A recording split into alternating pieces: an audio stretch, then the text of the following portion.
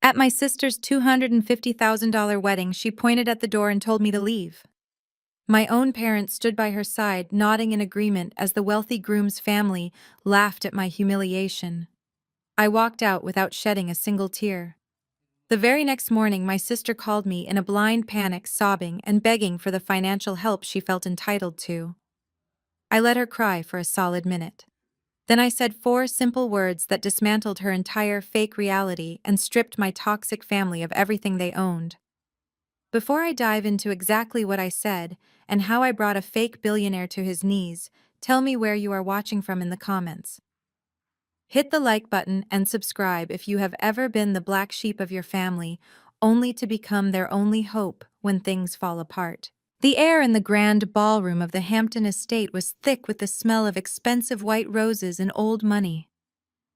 I stood near the edge of the dance floor, nursing a glass of neat bourbon, completely isolated in a sea of 200 guests. My name is Nia. I am 34 years old and a risk management director for a private equity firm on Wall Street. I spend my days analyzing billion-dollar portfolios, spotting bad investments, and cutting losses. But tonight I was just the bitter, unmarried older sister. My sister Chloe was twirling in the center of the room in a custom designer gown that cost more than a luxury car. Her new husband, Connor Hastings, held her close, flashing his perfect, blinding white smile to the cameras. To the rest of the world, it was the social event of the season. To me, it was a $250,000 circus, and I was the reluctant sponsor who had been bullied into writing a $50,000 check just to keep the peace. My mother Brenda and my father Marcus were working the room like politicians up for re-election. As a middle-class African-American couple, they were desperate to prove they belonged in this room full of generational white wealth. Growing up, my parents made it clear that hard work and education were fine for me, but marrying into the right bloodline was the ultimate prize, a prize Chloe had just delivered. I watched my mother approach Eleanor Hastings, Connor's mother, a woman whose face was pulled so tight she looked permanently surprised. Eleanor took a delicate sip of her champagne and looked my parents up and down with barely concealed disdain. I could see Eleanor's mouth moving, and though I could not hear the words over the string quartet, my mother's embarrassed flinch told me everything. Moments later, my mother scurried over to me, her fake smile plastered firmly in place while her eyes glared with venom. "Nia, please," my mother hissed, grabbing my arm tightly enough to leave a mark. "Stop standing in the corner scowling like a thug. You are making the Hastings family uncomfortable. Eleanor just asked if you were angry about being single at your age." I pulled my arm away gently but firmly. "I am not scowling, Mom. I am just drinking my bourbon and staying out of the way. Maybe Eleanor should focus on her own guests instead of worrying about my dating life." My father materialized beside her, his jaw clenched, adjusting his rented tuxedo. "Do not start your nonsense tonight, Nia," he warned, his voice low and threatening. Chloe finally secured our family a place at the table. "Connor's father is introducing me to his country club investors tomorrow. Do not ruin this because you are jealous of your sister." "Jealous?" I repeated, almost laughing at the absurdity of the word. "Dad, I direct risk management at one of the top firms in the country. I manage real money.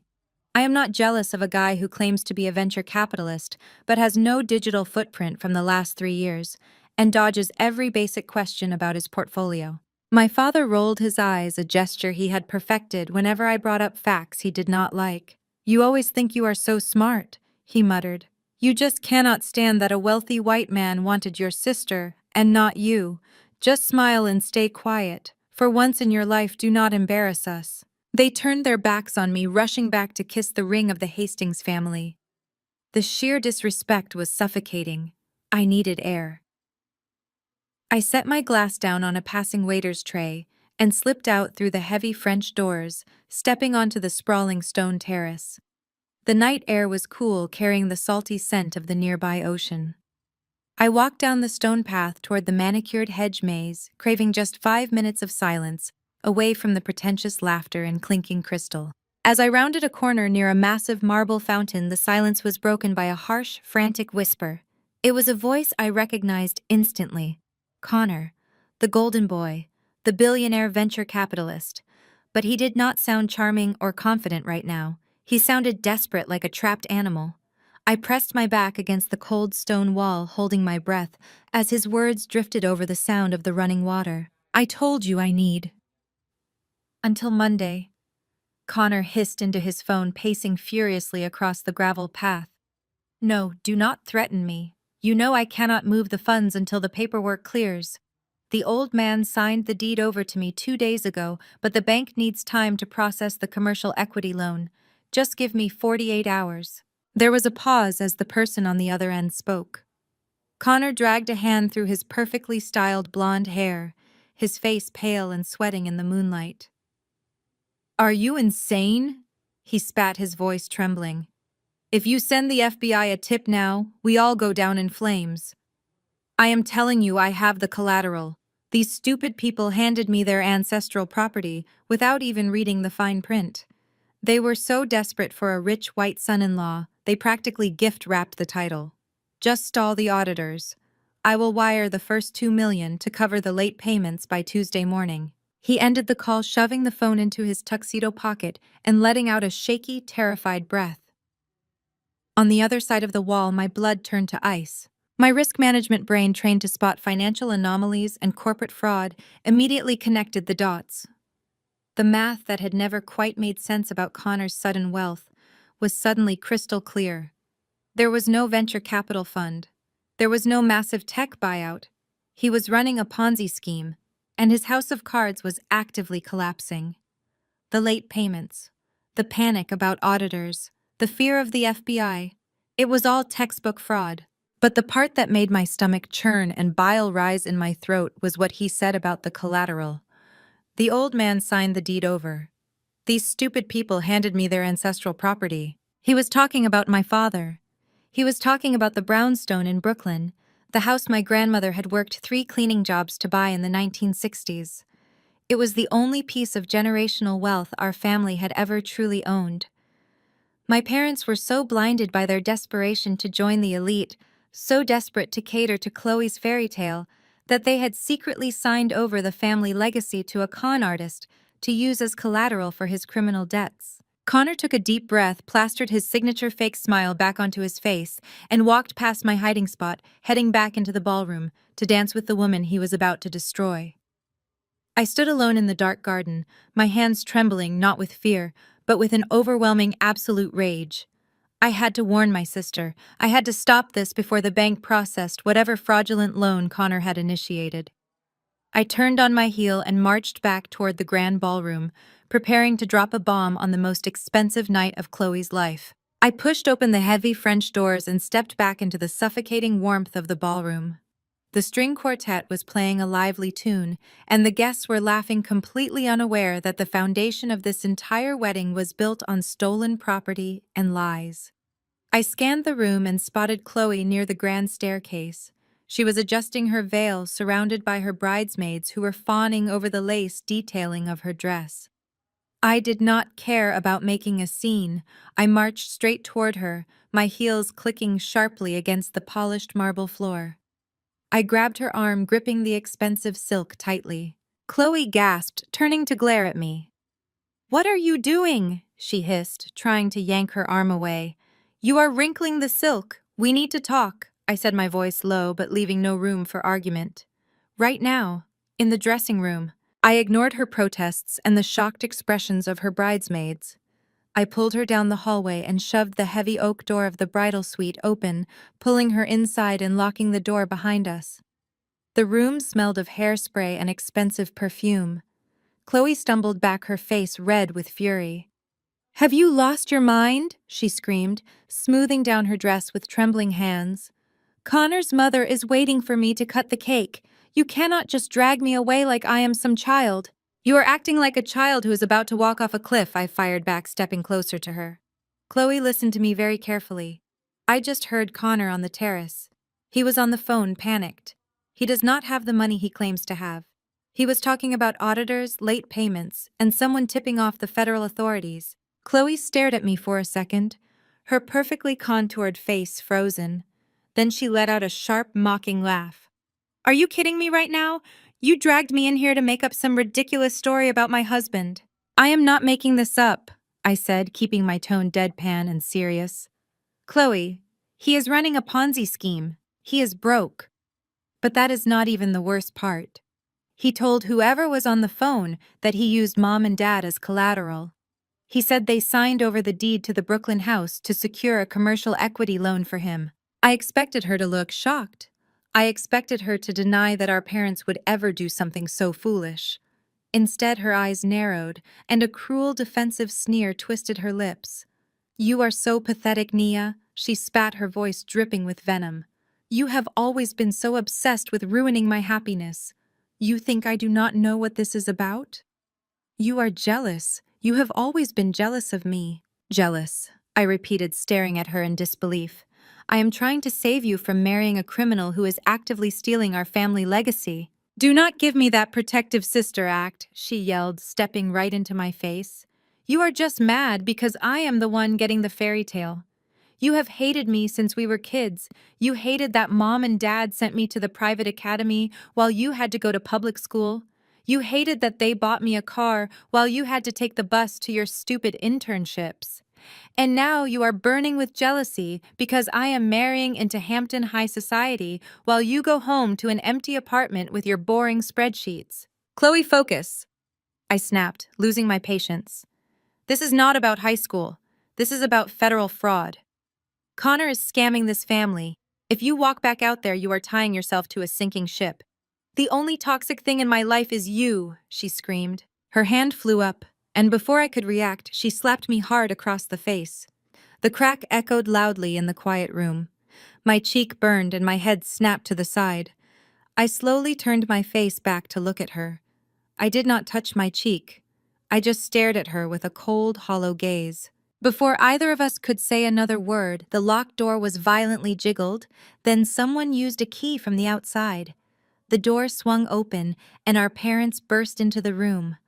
My mother, Brenda, took one look at Chloe's tear-stained face and rushed to her side, wrapping her in a dramatic embrace. My father, Marcus, glared at me, his fists clenched at his sides. What on earth is going on in here? My father demanded, his voice trembling with rage. We can hear Chloe screaming from the hallway. Naya, what did you do to your sister? She is trying to ruin my wedding, Chloe sobbed, burying her face in our mother's shoulder. She dragged me in here and started making up these horrible lies about Connor. She said he is broke and that he is going to jail. She is just trying to destroy my special day because no man has ever loved her. My mother shot me a look of pure disgust. I cannot believe you, Nia. On the most important day of your sister's life, you pull a stunt like this.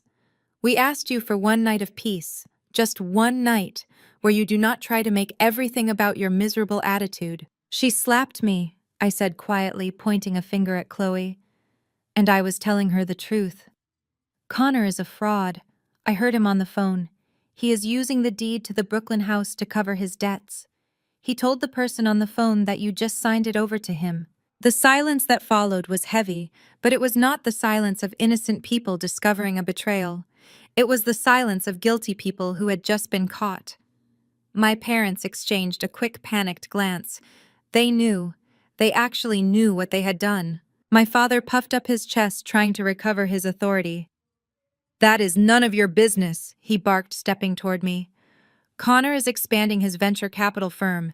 He needed short-term collateral for a massive deal that is going to double our family's net worth.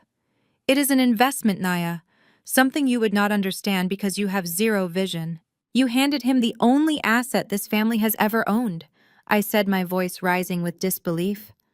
A house that Grandma cleaned floors for 40 years to buy. And you gave it to a white man you have known for less than a year so he can pay off his illegal debts. How dare you speak to us like that? My mother shrieked, her fake pearls rattling against her chest. Connor is giving Chloe the life she deserves. He is bringing our family into a circle of wealth you could never access with your little corporate job. You are just trying to sabotage us because you want us to be as lonely and bitter as you are. I looked at the three of them. My sister hiding behind her tears, desperate for a wealthy last name. My parents willing to sacrifice the blood, sweat, and tears of their own ancestors just to sit at a table where they were secretly despised. The sheer delusion was intoxicating to witness. "You really think Eleanor Hastings respects you?" I asked, my voice dropping to a whisper that cut through their screaming. "You think signing over that house makes you equals? They are laughing at you. Connor is using you as a human shield for his financial crimes. When the bank comes to foreclose on that house, Eleanor will not even answer your calls." The silence that followed my words was not one of realization, but of deep, stubborn denial. My mother, Brenda, took a step toward me, her face contorted with a mixture of rage and panic. She did not ask me what else I had heard. She did not ask me to explain the commercial equity loan. She just wanted to silence me before I shattered her fragile illusion of high society. "You are a stain on this family," Nia, my mother, hissed, her voice trembling with anger. "You have always been so bitter, so eager to tear your sister down. You cannot stand that she is getting everything you never could.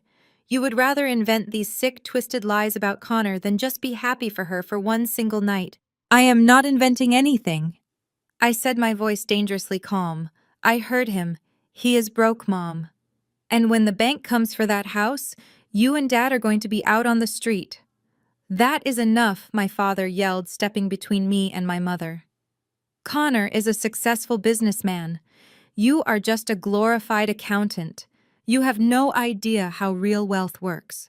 He is doing us a favor by letting us invest in his firm." Before I could explain the reality of federal fraud to a man who had just handed over his life savings to a stranger, the door to the bridal suite opened again.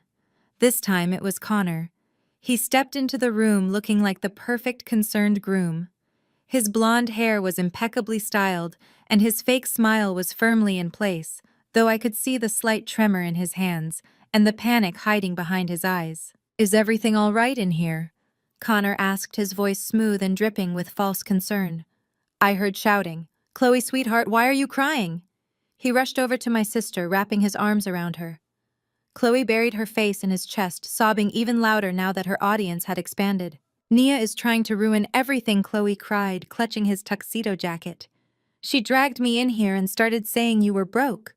She said you were running some kind of scam and that you were going to take Mom and Dad's house." Connor stiffened for a fraction of a second. It was barely noticeable, but my trained eyes caught it. His gaze snapped to mine, and for one terrifying moment the charming groom mask slipped, revealing the desperate cornered animal underneath. He knew that I knew. But instead of panicking, he leaned into his role. He let out a soft, patronizing sigh and looked at my parents with an expression of deep sympathy. "Marcus, Brenda, I am so sorry. You have to deal with this," Connor said softly, playing the victim with sickening perfection. I knew Nia was not thrilled about the wedding, but I never imagined she would stoop to making up lies just to hurt Chloe. I have tried so hard to welcome her into my family, but clearly the resentment runs too deep. "He is a liar," I said, looking right at my father. "He is playing you." Connor tightened his grip on Chloe and looked at me with cold, dead eyes. "Nia, I think you have done enough damage for one night. You are upsetting the bride. You are disrespecting your parents. I think it is best if you leave." My mother nodded vigorously. "Yes, get out. We do not want you here, Nia. You are not part of this family anymore." Connor pulled his phone from his pocket, the same phone he had just used to beg for more time from his creditors. "Security," he said smoothly into the receiver. "We have a disruptive guest in the bridal suite. Please come escort her off the premises." My father did not even look at me. He turned his back, focusing entirely on comforting Chloe and apologizing to Connor. My mother glared at me with pure hatred, waiting for the security guards to arrive. They were choosing him. They were actively choosing the man who was currently destroying their lives, all because he was white, wealthy, and offered them a temporary pass into a world they did not belong in. Two burly security guards in dark suits appeared at the door. "Ma'am," one of them said, gesturing toward the hallway. "We are going to have to ask you to leave the property." I did not fight. I did not scream. I did not shed a single tear for the family that was throwing me away. I calmly picked up my designer clutch from the vanity table. I smoothed down the fabric of my dress, holding my head high. I walked toward the door, stopping just inches away from Connor. He smirked down at me, thinking he had won. He thought he had successfully silenced the only person who knew his secret. I looked him dead in the eye, and then I looked at my parents. I hope you never regret inviting me out of this garbage pit, I said, my voice echoing clearly in the quiet room. Because when the walls come crashing down, and they will come crashing down soon, do not bother calling me. I turned and walked down the hallway, the security guards trailing behind me. I walked out the front doors of the sprawling estate, the cool night air hitting my face. I handed my ticket to the valet, tipped him generously, and got into my car. I did not drive home feeling defeated. I drove home knowing exactly what I had to do next. My family had made their choice. Now it was time for me to make mine. And by the time the sun came up, Connor Hastings was going to learn why you never mess with a woman who knows how to follow the money. The morning sun was barely filtering through the floor-to-ceiling windows of my Manhattan penthouse when the shrill ringing of my phone shattered the quiet. It was exactly 7 in the morning. I was standing in my kitchen pouring my first cup of black coffee completely at peace. I glanced at the caller ID flashing on the marble island. It was Chloe. I let it ring. The ringing stopped, then immediately started again. She called 5 times in the span of 3 minutes. On the 6th ring, I finally picked it up, pressing the phone to my ear without saying a word. "Nia, you have to help me," Chloe screamed into the receiver. Her voice was unrecognizable, completely stripped of the smug, triumphant tone she had used just hours ago when she had me thrown out of her wedding. She was hyperventilating, the sound of her frantic breathing echoing loudly over the line. I took a slow sip of my coffee. "What do you want, Chloe?" "He is gone," she sobbed, the words tumbling out of her mouth in a hysterical rush. "Connor is gone. I woke up at 4 in the morning and he was not in the suite. I thought he just went down to the lobby or maybe to get some air. But all his bags are gone, his clothes are gone, and the envelopes, Nia. All the wedding envelopes from the reception. The cash, the checks, everything. It is all gone. There was over $100,000 in that lockbox and he took it all." I felt no shock. I felt no pity. I only felt the cold, hard validation of being exactly right. "Did you try calling him?" I asked, my voice flat and completely devoid of emotion. "Of course I tried calling him," she shrieked, her panic quickly morphing into anger. "His phone goes straight to voicemail. His location is turned off. I called his parents and they will not pick up. I even called his best man and he told me Connor borrowed $10,000 from him last night and disappeared." I walked over to the panoramic window, looking down at the quiet city streets. "I told you he was a fraud, Chloe. I told you he was broke and running from his debts. But you wanted the fairy tale so badly you chose to slap me instead of listening to the truth." "Stop lecturing me," she screamed, her voice cracking. "I do not need you to say I told you so right now. I need you to fix this. The hotel manager just came up to the suite with security. Connor's black card declined for the additional reception charges. They are demanding $20,000 right now for the extra champagne, the overtime for the staff, and the damages to the bridal suite. They said if I do not pay it, they are calling the police and holding me liable for theft of services. They will not even let me get my bags out of the room." "That sounds like a problem for a wealthy venture capitalist's wife," I replied smoothly. "Why do you not call Mom and Dad? They were so proud of the new circle of wealth you brought them into. Let them foot the bill." "They do not have it," she cried, her voice dropping into a desperate, pathetic whine. "They spent everything they had on the venue and the caterer. Mom's credit cards are maxed out. You are the only one who has that kind of money. You are a director at a Wall Street firm. $20,000 is nothing to you. Wire it to me right now. They are threatening to arrest me in my wedding dress, Nia." I paused, letting the silence stretch over the line. She was not asking for my help. She was demanding it. After 22 years of treating me like an outcast, after our parents drained my college fund to buy her a car, and after publicly humiliating me in front of hundreds of people just last night, she still believed she was entitled to my money. She still believed I existed only to clean up her messes. "You are right," I said softly. $20,000 is nothing to me. But I am not giving you a single dime." "Are you out of your mind?" she shrieked, banging something loudly against what sounded like a hotel room door. "You cannot do this to me. I am your sister. You have to help family. If you do not wire me this money right now, my life is ruined. I will be humiliated." "Your life is already ruined, Chloe," I said calmly. "And you did it to yourself. You married a criminal. You let him rob you blind, and you let our parents hand over their only valuable asset to a man who is probably halfway to an extradition-free country by now." There was a sudden sharp gasp on the other end of the line. "Wait," Chloe stammered, her voice suddenly trembling with a new, much deeper kind of terror. "What do you mean, asset? What are you talking about?" I smiled, setting my coffee mug down on the counter. "The deed to the Brooklyn house, Chloe. The one Connor told his creditors about last night on the phone. The one Mom and Dad signed over to him so he could secure a commercial equity loan." She went dead silent. The hysterical crying stopped instantly. You could hear a pin drop in that hotel suite. I knew in that exact moment that she had no idea.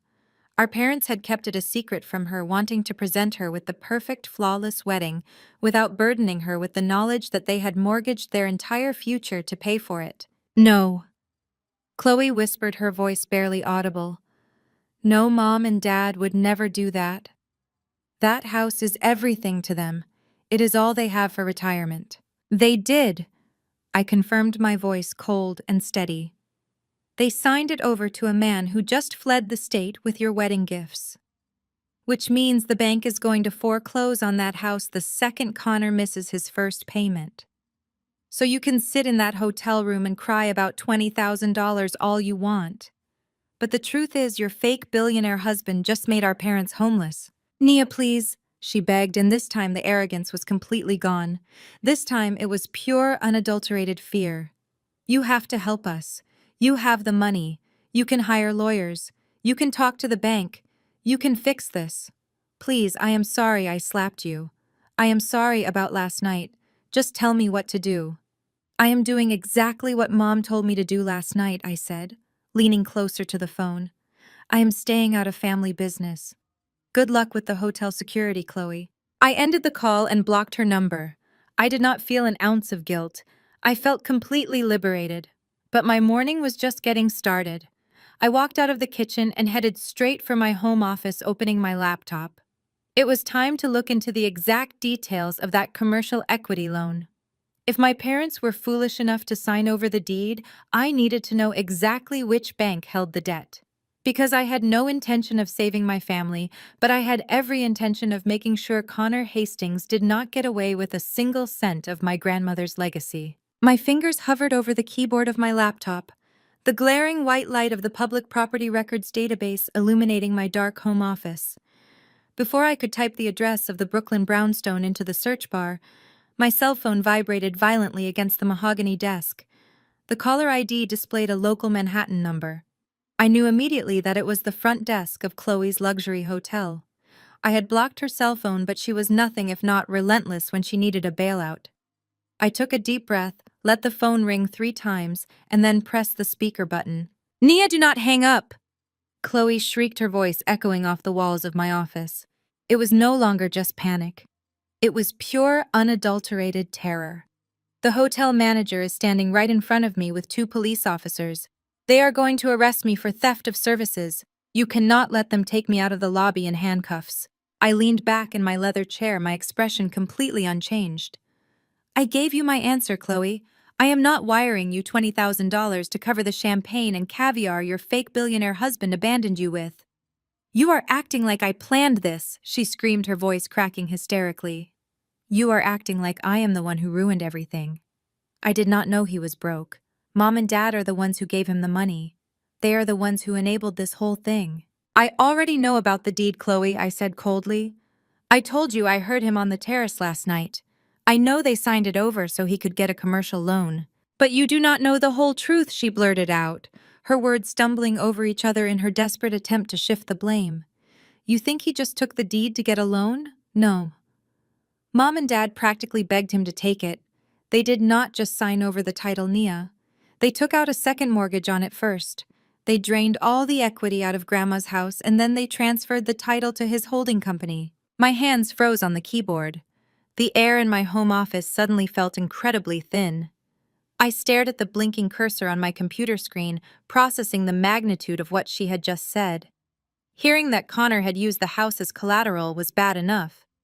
But hearing that my own parents had actively stripped the equity first, liquidating the very foundation of our family legacy, to hand cold hard cash to a con artist, was a level of betrayal I had not anticipated. Why, I asked, my voice dropping to a terrifyingly quiet whisper. Why would they drain the equity? Chloe sniffled, clearly terrified by the sudden shift in my tone. Because of Eleanor Hastings, she stammered. At the engagement dinner, Eleanor made some passive-aggressive comment about how our family lacked liquid assets. She implied we were cash poor. Dad got so angry and insecure. Connor pulled Dad aside afterward and told him he could make him a silent partner in his venture capital firm.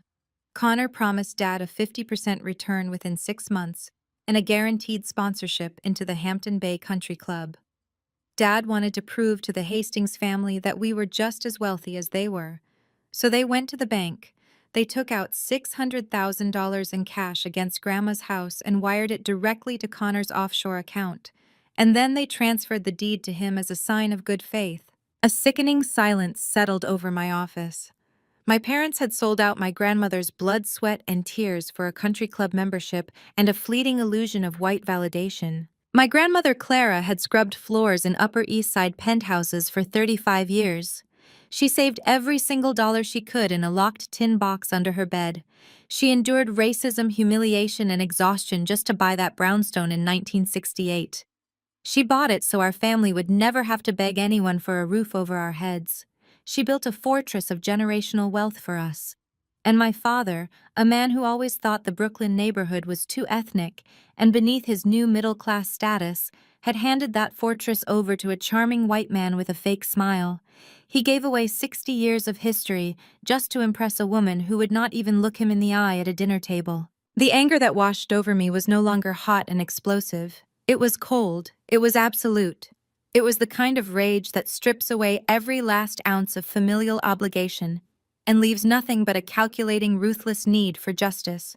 When I asked the single word cutting through the speakerphone like a knife, what Chloe whimpered, confused by the clinical detachment in my voice. When exactly did the wire transfer go through? I demanded, pulling my laptop closer and opening my financial analysis software. And when did they sign the title transfer? Give me the exact dates, Chloe. Do not leave a single thing out. Last Tuesday, she cried, her breathing erratic. They went to a notary at 2 in the afternoon on Tuesday. The money cleared on Wednesday morning. Connor told them the cash was needed immediately to secure a massive tech buyout in Silicon Valley. He told them they were officially venture capitalists now. I typed furiously, bypassing the public registry and logging directly into the premium financial databases I used for work. Tuesday. I searched for holding companies registered under Connor Hastings. Dozens of shell corporations popped up, all of them inactive or flagged for delinquent taxes. Finally, I found one that had been incorporated just 2 months ago. Hastings Global Ventures, LLC. I pulled up the property records linked to the LLC. There it was. The deed to my grandmother's brownstone officially transferred and recorded, but my eyes immediately caught the secondary filing. Connor had not just taken the $600,000 in cash. Less than 24 hours after my parents signed the deed over to him, Connor had used the newly acquired title to secure an emergency high-interest bridge loan from a predatory private lender. He had squeezed every last drop of value out of my family, double-dipping on the fraud to pay off whoever was threatening him. My parents were completely, utterly financially dead, and they did not even know it yet. I told you the truth, Chloe pleaded through the phone, pulling my attention back to the pathetic reality of her situation. Now please, Nia. The police officer is tapping his foot. The manager is handing me a formal complaint. Wire me the $20,000 right now. I will pay you back, I swear. I will get a job. Just do not let them arrest me in my wedding dress. I looked at the flashing data on my screen, mapping out the exact trajectory of Connor's crimes. Put the police officer on the phone, I instructed her calmly. What? She gasped. No, I am not putting a cop on the phone. You just need to pay the bill. Put the officer on the phone, Chloe. I repeated my voice, leaving no room for negotiation. Tell him your husband committed federal wire fraud and grand larceny. File a police report right now. It is the only way you are going to avoid being an accessory to his crimes. I cannot do that, she shrieked, the sheer vanity of her priorities rearing its ugly head even in the face of criminal charges. If I file a police report, it becomes public record. The tabloids will find out. It will be on page 6 by tomorrow morning. My reputation will be ruined. All my friends in the Hamptons will know my husband is a broke criminal. Your reputation is already ruined, I fired back, disgusted by her profound stupidity. You are standing in a hotel lobby surrounded by cops crying over a man who used your wedding as a heist. Your friends in the Hamptons never cared about you anyway. File the report, Chloe. No, she screamed. Just give me the money. You are so cruel. You have all this money and you are just going to sit there and let me go to jail because you want to be right. You are a monster, Nia. If protecting my peace makes me a monster, then so be it, I said softly. I reached out and pressed the end call button. I did not block the hotel number, let her call back and scream into the void. I had all the information I needed. The timeline was established. The financial trail was clear. My parents had willingly walked into a slaughterhouse, dragging my grandmother's legacy behind them. They wanted to play high-stakes finance with a predator. Now they were going to learn what happens when a real Wall Street risk manager enters the game. My phone rang again. It was the same hotel front desk number. I picked up my coffee mug, taking a slow sip as I pressed the speaker button. Chloe did not even wait for me to say hello. She was already sobbing, her voice ragged and breathless. Nia, please. She gasped, the sound of defeat heavy in her throat. The manager gave me 10 minutes. He said if the $20,000 is not wired by then, the police are taking me out in handcuffs. I will do whatever you want. I will apologize to you in front of the whole family. I will tell them you were right about Connor. Just please do not let me go to jail. I leaned back in my chair, staring at the financial records glowing on my computer screen. You do not get it, Chloe. This is not about an apology. This is not about you admitting I was right. This is about consequences. You and Mom and Dad have spent your entire lives avoiding the consequences of your actions, usually by making me pay for them. But today, the bill is due, and I am not picking up the check. You cannot be this heartless, she shrieked, the desperation turning back into anger. We are talking about our family. Connor stole everything. He stole the wedding money. He stole Mom and Dad's future. If the bank forecloses on the Brooklyn house, they will have nowhere to live. They will be out on the street. That is the reality of making bad investments, I replied smoothly. Dad wanted to play high-stakes finance with a man he met less than a year ago. He wanted to buy his way into a world that despises people like us. Now he gets to experience the downside of leverage. I could hear the absolute panic setting in as she realized my mind was completely made up. Nia, you have to help us buy the house back, she cried, her voice cracking violently. You are the only one who has the capital. We can contact the bank. We can tell them it was fraud. We can get lawyers and force them to give the deed back. Our family is going to lose everything. You have to help me buy back the house. I took one last sip of my coffee, setting the ceramic mug down on the mahogany desk with a soft click. I looked at the digital deed file I had just pulled from the secure server, the document clearly displaying the new ownership transfer that had been finalized early this morning. I bought the deed, I said. The line went dead silent. The sound of her frantic breathing stopped. What she whispered, the confusion evident in her trembling voice. What do you mean you bought it? I leaned closer to the phone, making sure she heard every single syllable perfectly. When a predatory lender holds a high-interest bridge loan backed by stolen collateral, they are usually very eager to offload that toxic debt before the federal authorities get involved. My firm specializes in distressed assets, so I made a few phone calls this morning. I bought the loan from the private lender, which means I bought the deed. You bought the house? She asked, the relief suddenly flooding her voice. Oh my God, Nia, you saved it. You bought the house back for Mom and Dad. I knew you would not let our family go down like this. I knew you cared. Now just wire me the hotel money and we can fix all of this. I let out a soft, cold laugh. You are not listening to me, Chloe. I did not buy the house for Mom and Dad. I bought the debt. I am the bank now. And since Connor is not going to make his payment on Monday, the loan goes into default, which means I am foreclosing on the property. There was a long, horrifying pause, as the reality of my words finally crushed whatever hope she had left. "You cannot do that!" she screamed, her voice tearing at the seams. "That is our family's home. You cannot kick our parents out." "They kicked me out last night," I reminded her, my voice turning to ice. "Have a nice time in booking Chloe." I pressed the end call button. I did not just block the number this time. I turned my phone completely off. I closed my laptop, stood up, and walked out of my office.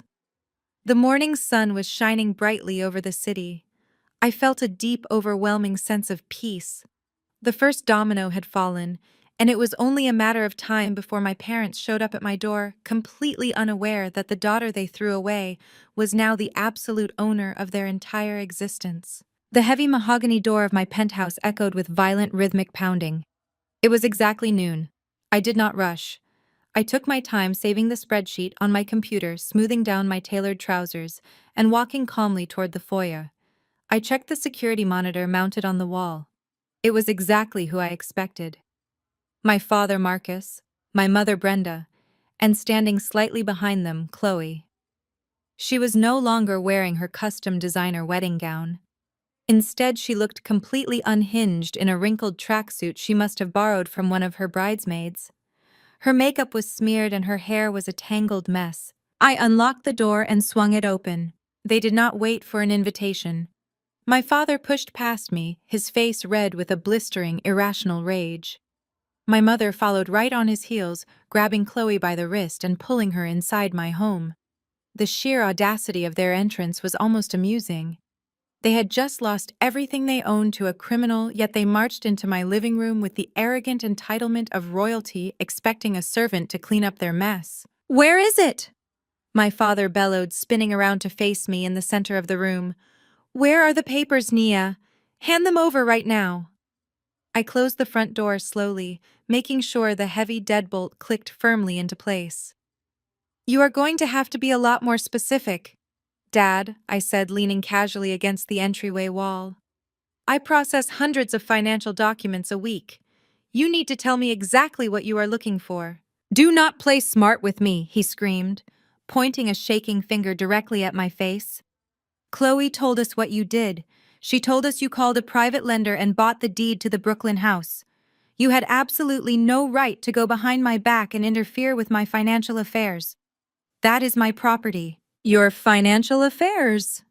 I repeated, letting out a dry, humorless laugh that seemed to echo off the high ceilings. "Dad, your financial affairs consisted of handing your mother's entire legacy to a con artist so he could pay off his illegal debts. I did not interfere with anything. I salvaged the wreckage you left behind." My mother stepped forward, her eyes blazing with that familiar toxic resentment she usually reserved for when I outshined my sister. "You did this," she shrieked, her voice shrill and piercing. "Connor was a good man. He was a wealthy man. He was giving this family a future in a world we deserve to be in, but you just could not stand to see your sister happy. You had to go out onto that terrace last night and harass him. You threatened him. You spooked him with all your aggressive, bitter corporate accusations." I stared at my mother, genuinely fascinated by the staggering depth of her delusion. It was a masterclass in psychological denial. "You think I scared him away?" I asked, my voice dropping to a dangerous whisper. "Mom, the man stole over $100,000 in cash from his own wedding reception. He abandoned his bride in a hotel room at 4 in the morning. He is a fleeing felon." "But you actually believe he ran away because I was mean to him on a patio." "He panicked because you told him you were going to call the federal authorities," my father interrupted, completely buying into his own twisted narrative. "He is a venture capitalist, Nia. They deal with high-pressure leverage and massive amounts of debt all the time. He just needed a few days to move his liquid assets around." "But you cornered him like a thug. You made him think the government was coming after him. You ruined your sister's marriage before it even started." Chloe stood in the corner of my living room, her arms tightly crossed over her chest, glaring at me with pure hatred. I had to beg my maid of honor for taxi money just to get here, she cried, playing the victim with practiced perfection. The hotel humiliated me. My credit cards are frozen. Connor's accounts are locked. And it is all your fault. If you had just stayed inside the ballroom and minded your own business, he would still be here. He would have paid the bank. We would be on a private jet to the Maldives right now. I looked at the three of them standing in my home, demanding that I accept the blame for their catastrophic greed.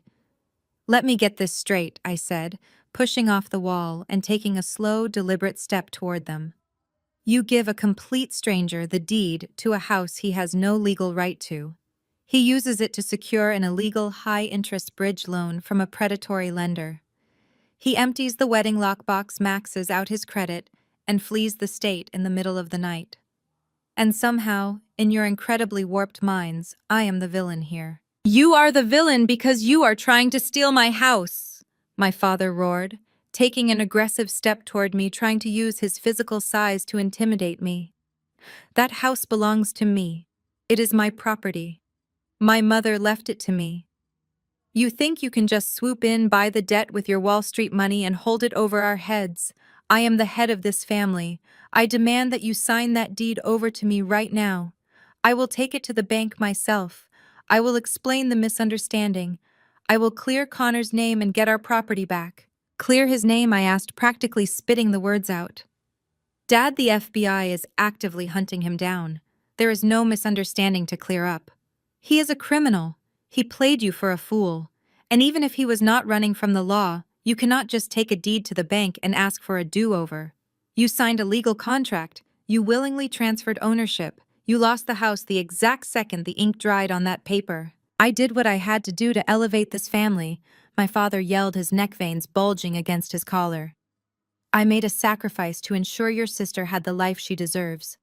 Something you know absolutely nothing about because you only care about yourself. Now give me the damn papers, Nia. Hand over the deed. We are going to fix this, and then you are going to stay out of our lives. He held his hand out, palm up, expecting me to simply hand over a piece of paper worth over $2 million, just because he raised his voice.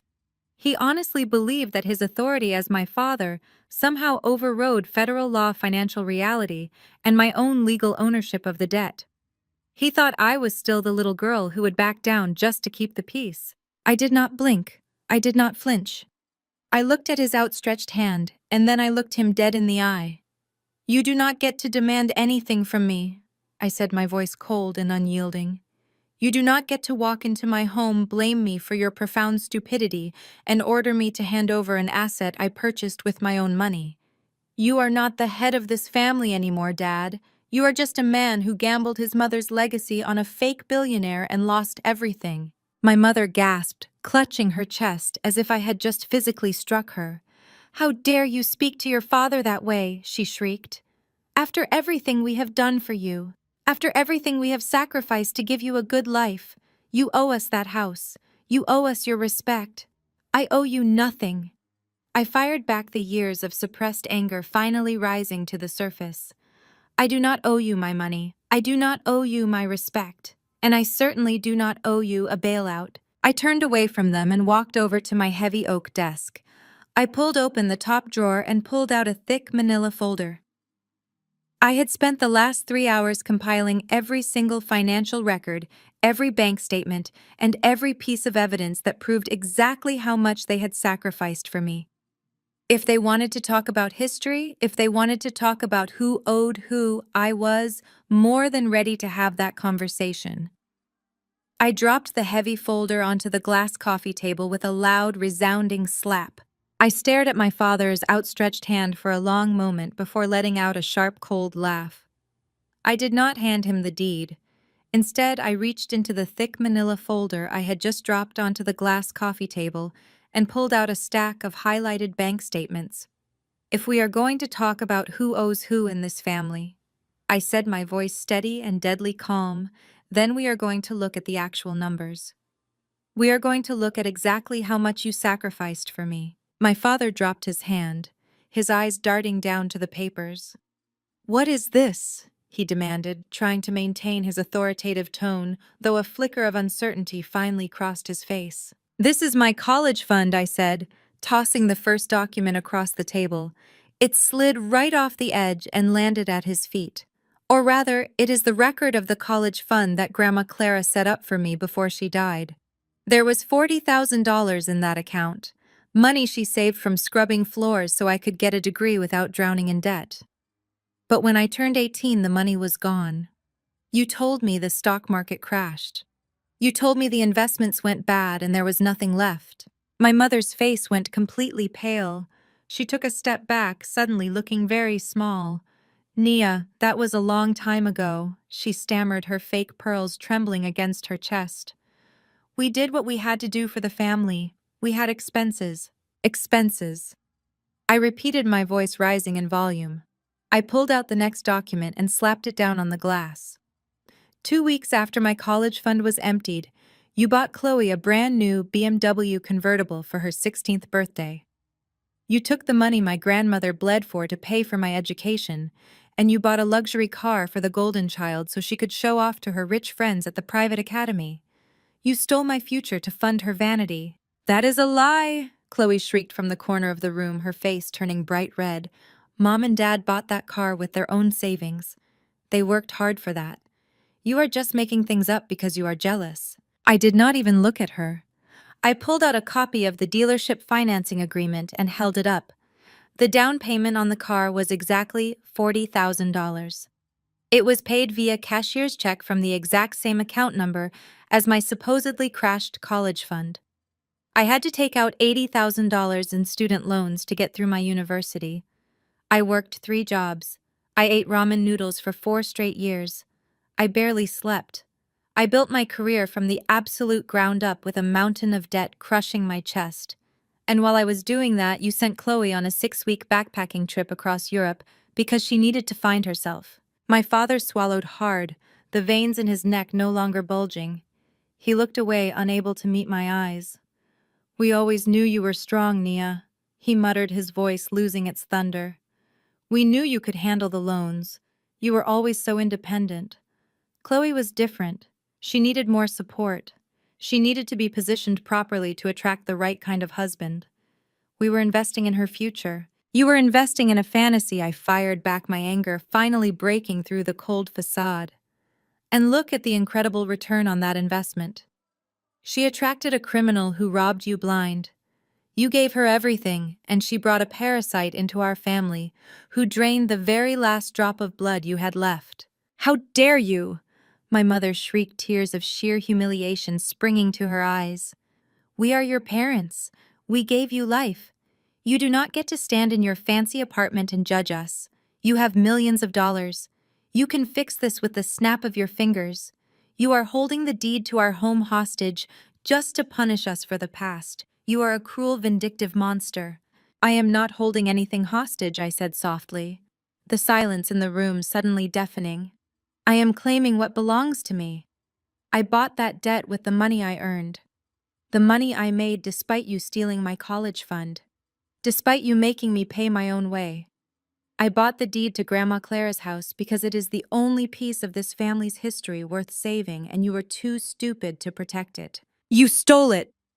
My father roared, his anger flaring up again as the reality of his powerlessness set in. "You went behind my back and you stole my house. I will take you to court. I will sue you for everything you have. I will tell the judge you manipulated the bank." I smiled, a genuine, terrifying smile. "Go ahead, Dad. Take me to court. Let us stand in front of a judge and explain how you signed over the deed to a federal fugitive. Let us explain how you took out a fraudulent second mortgage to fund a luxury wedding. The bank did not want to deal with the FBI investigation, which is exactly why they sold the debt to my firm for pennies on the dollar. You have no legal standing. You have no money for a lawyer. You do not even have a house." Chloe fell to her knees, burying her face in her hands and sobbing loudly. The reality of her ruined life was finally crashing down on her. Her rich husband was gone. Her wedding was a scam. And the parents who had babied her for 28 years were now completely destitute.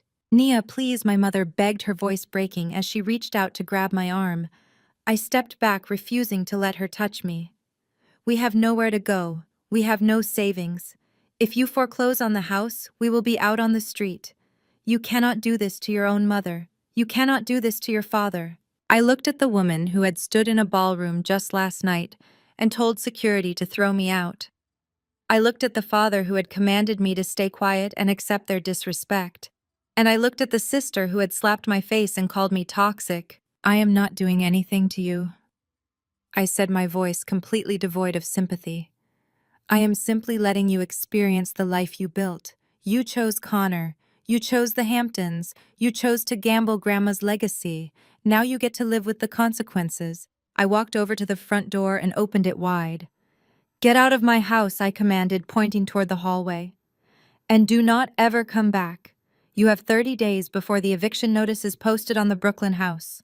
I suggest you spend that time packing. My father stared at me, his eyes wide with a mixture of horror and disbelief. He opened his mouth to speak, but no words came out. He had finally realized that he had no power left. He had completely destroyed his own life, and the daughter he had always considered a burden was now the sole owner of his entire world. He turned slowly and walked out the door. His shoulders slumped in defeat. My mother followed, crying hysterically and dragging a sobbing Chloe behind her. I closed the door behind them and locked the deadbolt, the satisfying click echoing through the silent penthouse. The past was finally settled. Now all that was left was to deal with Connor Hastings and his upper-crust family, who thought they could treat my bloodline like a disposable bank account. I had barely poured myself a fresh cup of coffee when the heavy brass knocker on my front door sounded again. This time the pounding was not frantic or desperate. It was sharp, measured, and dripping with an arrogant sense of authority. I walked back into the foyer, checking the security monitor. Standing in my hallway were Eleanor and Richard Hastings, Connor's parents. They were flanked by a man in a sharply tailored gray suit holding a sleek leather briefcase. A lawyer. They looked exactly as they had at the wedding. Impeccably dressed, their faces set in twin expressions of cold upper-crust disdain. I unlocked the deadbolt and pulled the door open. They did not wait for an invitation any more than my own parents had. Richard Hastings stepped forward, his posture rigid. Nia, he said, his tone making my name sound like an insult. We need to come inside. Now. I stood my ground in the doorway, blocking their path. This is a private residence, Richard. You do not get to bark orders at me. If you have something to say, you can say it from the hallway. Eleanor stepped out from behind her husband, her face tight with barely suppressed rage. Her perfectly coiffed blonde hair caught the light from the hallway fixtures. Do not be insolent, she snapped, her voice trembling slightly. We know your family is behind this. We know what you have done to our son. Now let us in before we have our attorney call the police and report you for extortion. I looked at the lawyer, who offered a tight professional smile that did not reach his eyes. I stepped aside, sweeping my arm in a mocking gesture of welcome. By all means, Eleanor, come on in and tell me exactly how I extorted your federal fugitive of a son. They marched into my living room, looking around at my expensive artwork and custom furniture with clear distaste, as if they could not believe someone like me could afford such things. The lawyer remained standing, placing his briefcase on my glass coffee table with a soft thud. My son is missing, Eleanor shrieked, finally dropping her aristocratic facade. Connor's phone is turned off. His accounts are frozen. The hotel manager just called to inform us that your sister is trying to skip out on a $20,000 bill, and now we find out that your father has been harassing him for money. I leaned against the back of my sofa, crossing my arms. My father was not harassing him for money, Eleanor. My father gave him money, $600,000 in cash to be exact, along with the deed to a $2 million property in Brooklyn. Richard scoffed loudly, a harsh, dismissive sound. That is a lie, he barked, his face turning a mottled shade of red. Your family is nothing but a bunch of gold diggers. You saw an opportunity to latch onto our wealth and you took it. You trapped our son into a marriage he did not want, and when he finally realized what you were doing, you pressured him so relentlessly that he suffered a mental breakdown and fled. I stared at him, genuinely impressed by the sheer audacity of his delusion. You think Chloe trapped him? I asked, my voice deadly quiet. Richard, your son is running a Ponzi scheme. He used my family's ancestral home to secure an illegal bridge loan from a predatory lender.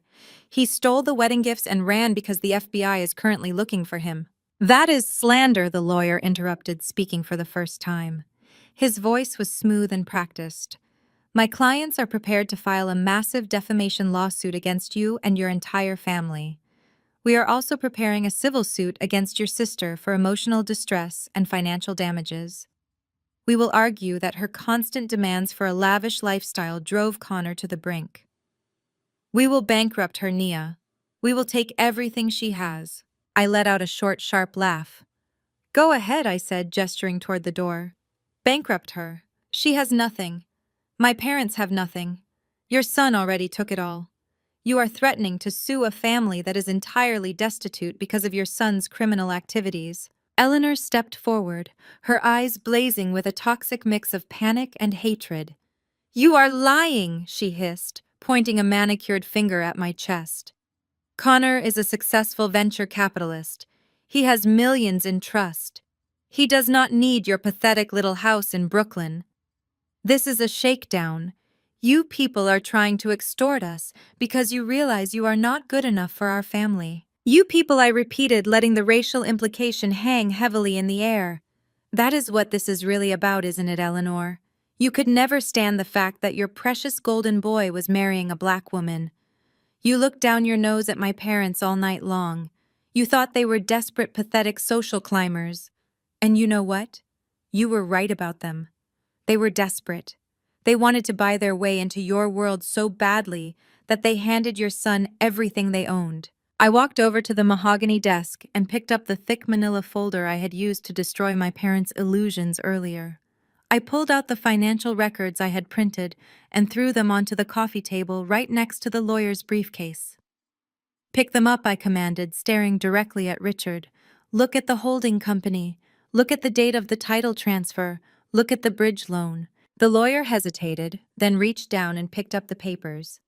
He scanned the first page, and I watched as his professional, confident demeanor completely evaporated. His face went slack. He quickly flipped to the second page, his eyes darting across the highlighted bank statements. What is it? Richard demanded, sensing the sudden shift in the room's energy. What does it say? The lawyer looked up, his face pale. Mr. Hastings, he said, his voice completely devoid of its previous arrogance. These are verified federal records. The holding company is registered to Connor. And the bridge loan, it is real.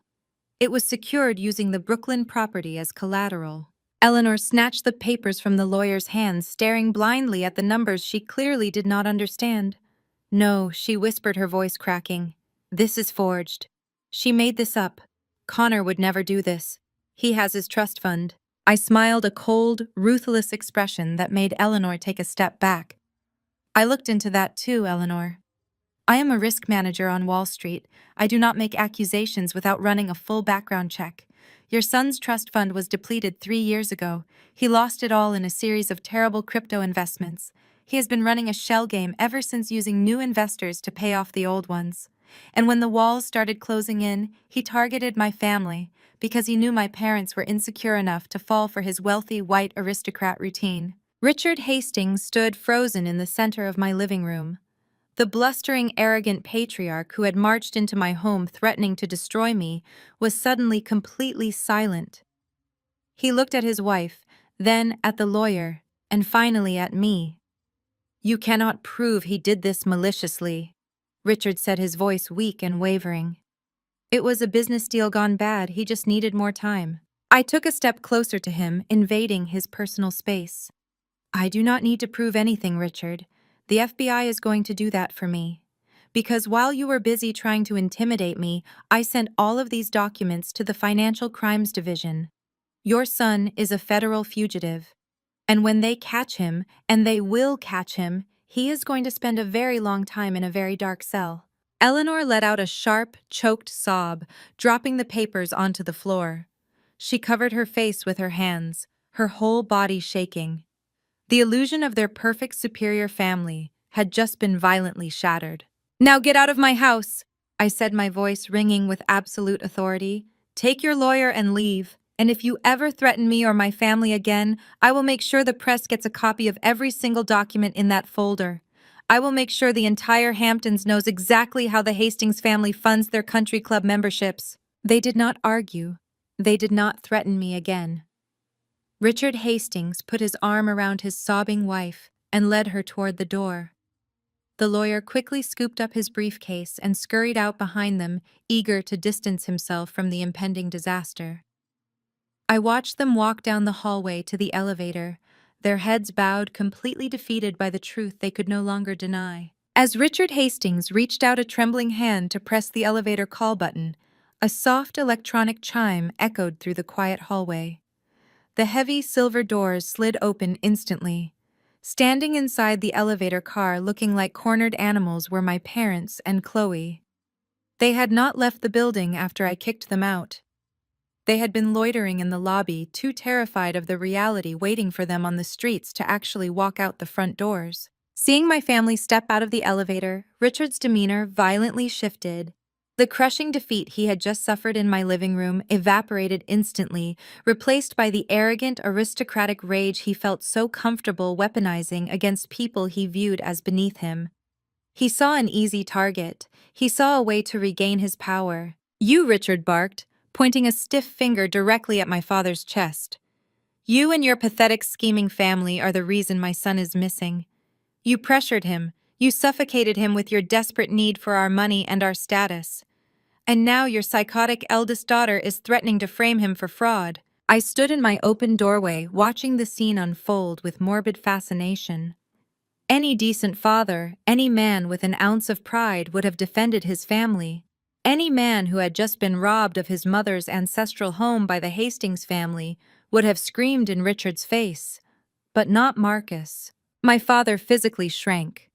His shoulders rounded, his posture collapsing as the ingrained generational intimidation of white wealth took over his senses.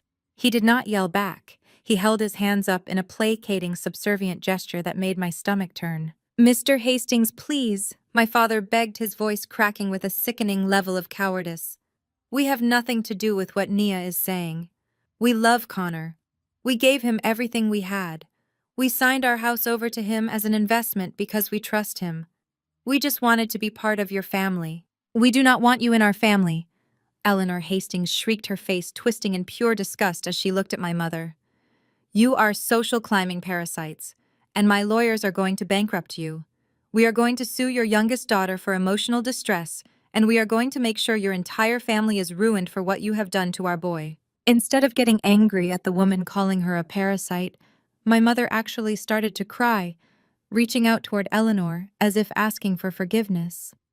"Eleanor, please, we are so sorry. We did not know Nia was going to do this. We cannot afford a lawsuit. We have nothing left." Richard sneered, realizing he had them completely under his boot. "Then you better control your oldest daughter. Because if she hands those forged financial documents over to the authorities, we will drag Chloe through a legal hell so deep she will never recover." My father turned around, his eyes locking onto me, standing in the doorway. The fear in his eyes instantly vanished, replaced by a furious, misplaced authority. He was too cowardly to stand up to the white man threatening to destroy him, so he turned his aggression on the black daughter he thought he could control. He pushed his way past Richard, storming back into my apartment with my mother and Chloe trailing right behind him. The Hastings followed them back inside, eager to watch my parents do their dirty work for them. "Nia, fix this right now!" My father roared, his voice echoing off my high ceilings. "Do you hear what you are doing to your sister? You are going to get her sued. You are going to ruin her life because of your petty, jealous vendetta. Hand those papers over to Mr. Hastings and apologize to him immediately." I stared at him, my face completely blank.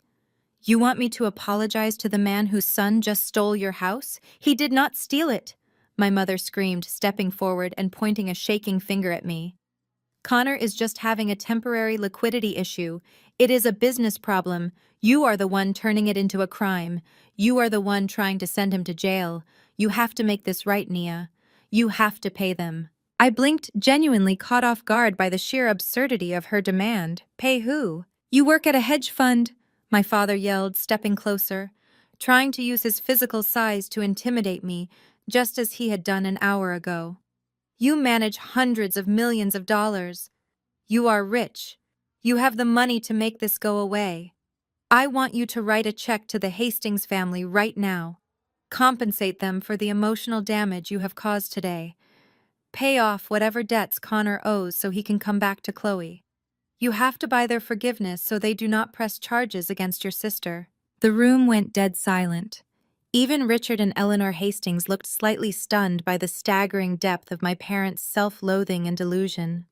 My own mother and father were demanding that I use my hard-earned wealth to pay off the debts of the white con artist who had just robbed them blind simply because they were too terrified of losing the approval of his racist parents.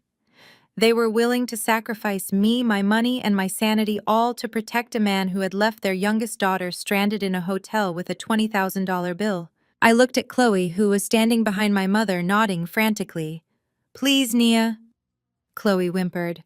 "Just pay them. You can afford it. Just pay them so Connor can come back and we can be a family again." I looked at my father, whose chest was heaving with righteous anger. I looked at my mother, whose eyes were filled with tears of desperation. And then I looked at Richard and Eleanor, who were standing near my coffee table, watching me with smug, expectant expressions, waiting for me to bow down, just like my parents had. A feeling started deep in my chest. It was not anger, it was not sorrow. It was the absolute, undeniable humor of the situation. I started to laugh.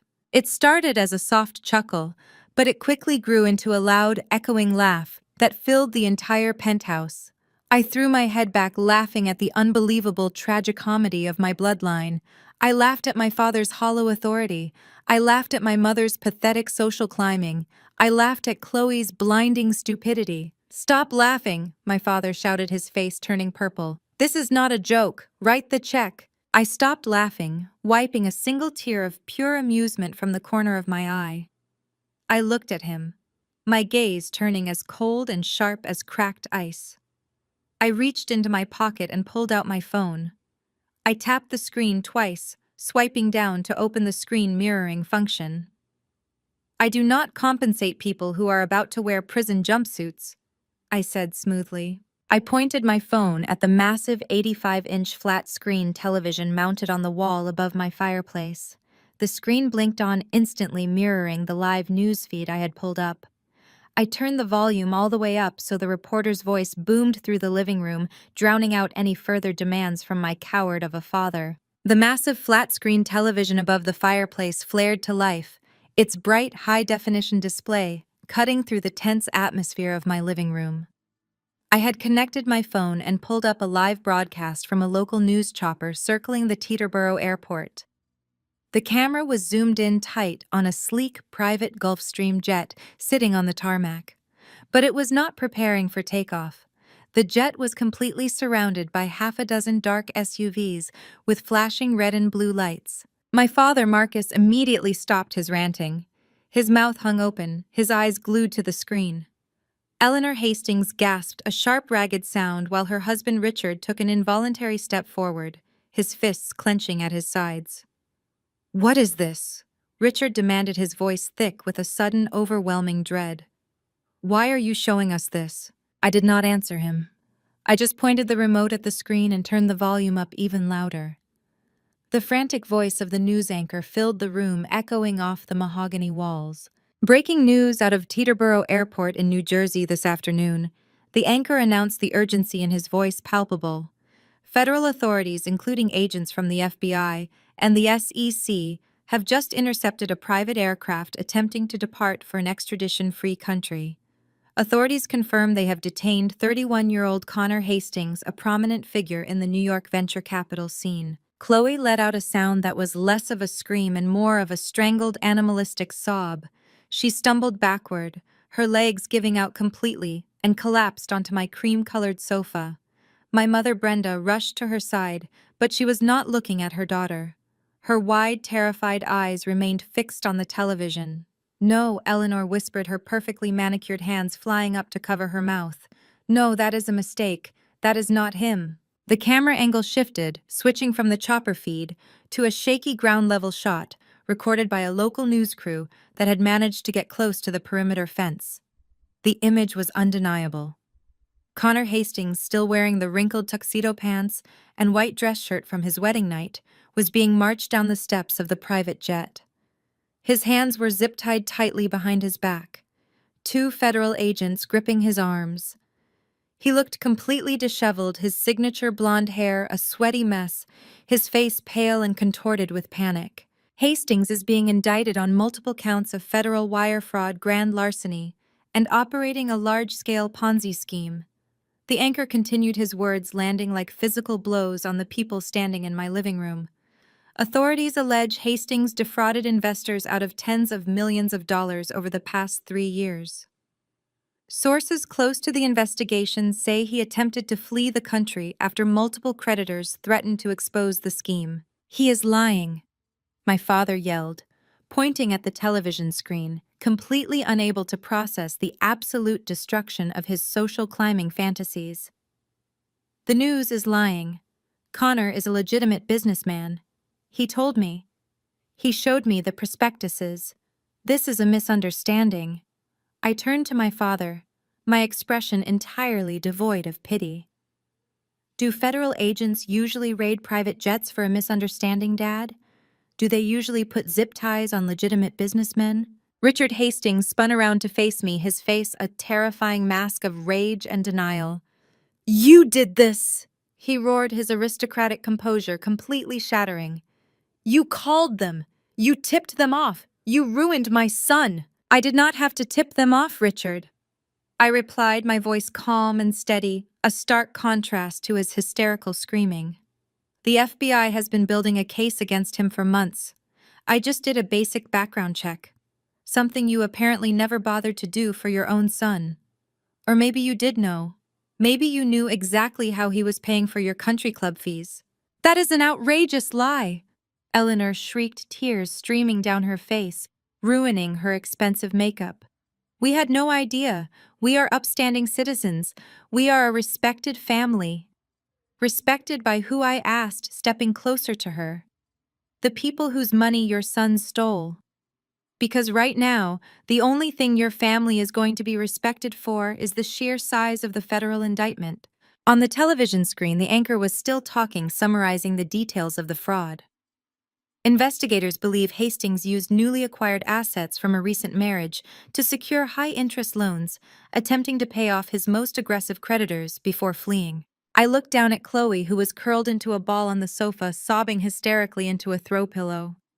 She had finally realized the truth. She was not a wealthy socialite. She was not the envy of the Hampton Bay elite. She was the punchline to a very cruel, very expensive joke. She had married a man who used her family as a human shield to buy himself enough time to run away. My mother, Brenda, dropped to her knees beside the sofa, burying her face in her hands. "We are ruined," she wailed, rocking back and forth. "The house, the money, everything is gone." My father stood frozen in the center of the room, staring at the screen as Connor was shoved into the back of a black SUV. The arrogance, the entitlement, the desperate need to prove himself to the white family standing next to him, all of it had been completely hollowed out. He was nothing but a broke, defeated man who had handed his mother's legacy to a criminal. I pressed the power button on the remote, plunging the room into a sudden heavy silence. The live feed disappeared, leaving only the sound of my mother's wailing and Chloe's frantic sobbing.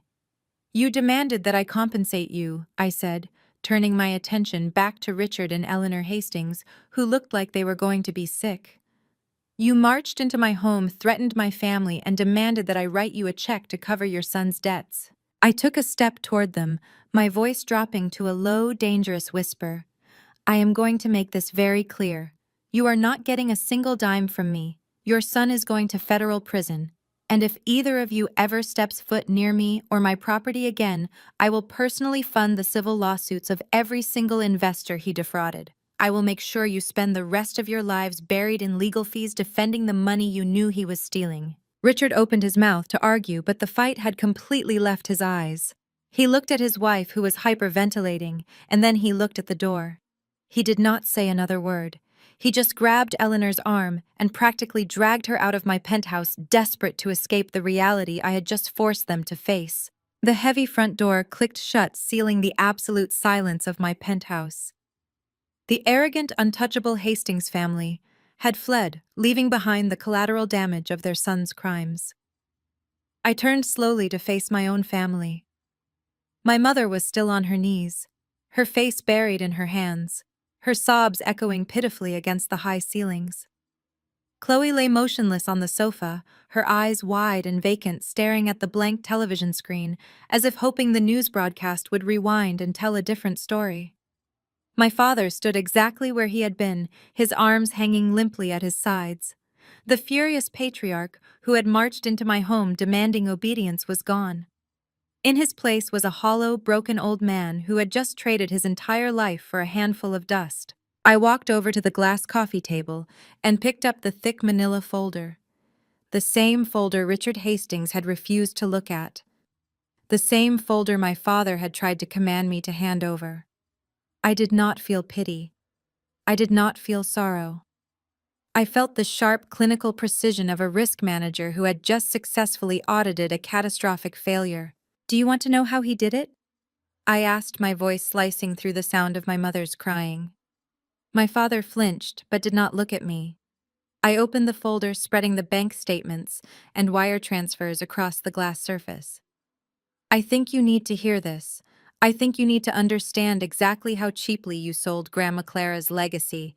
You thought you were investing in a billionaire venture capitalist.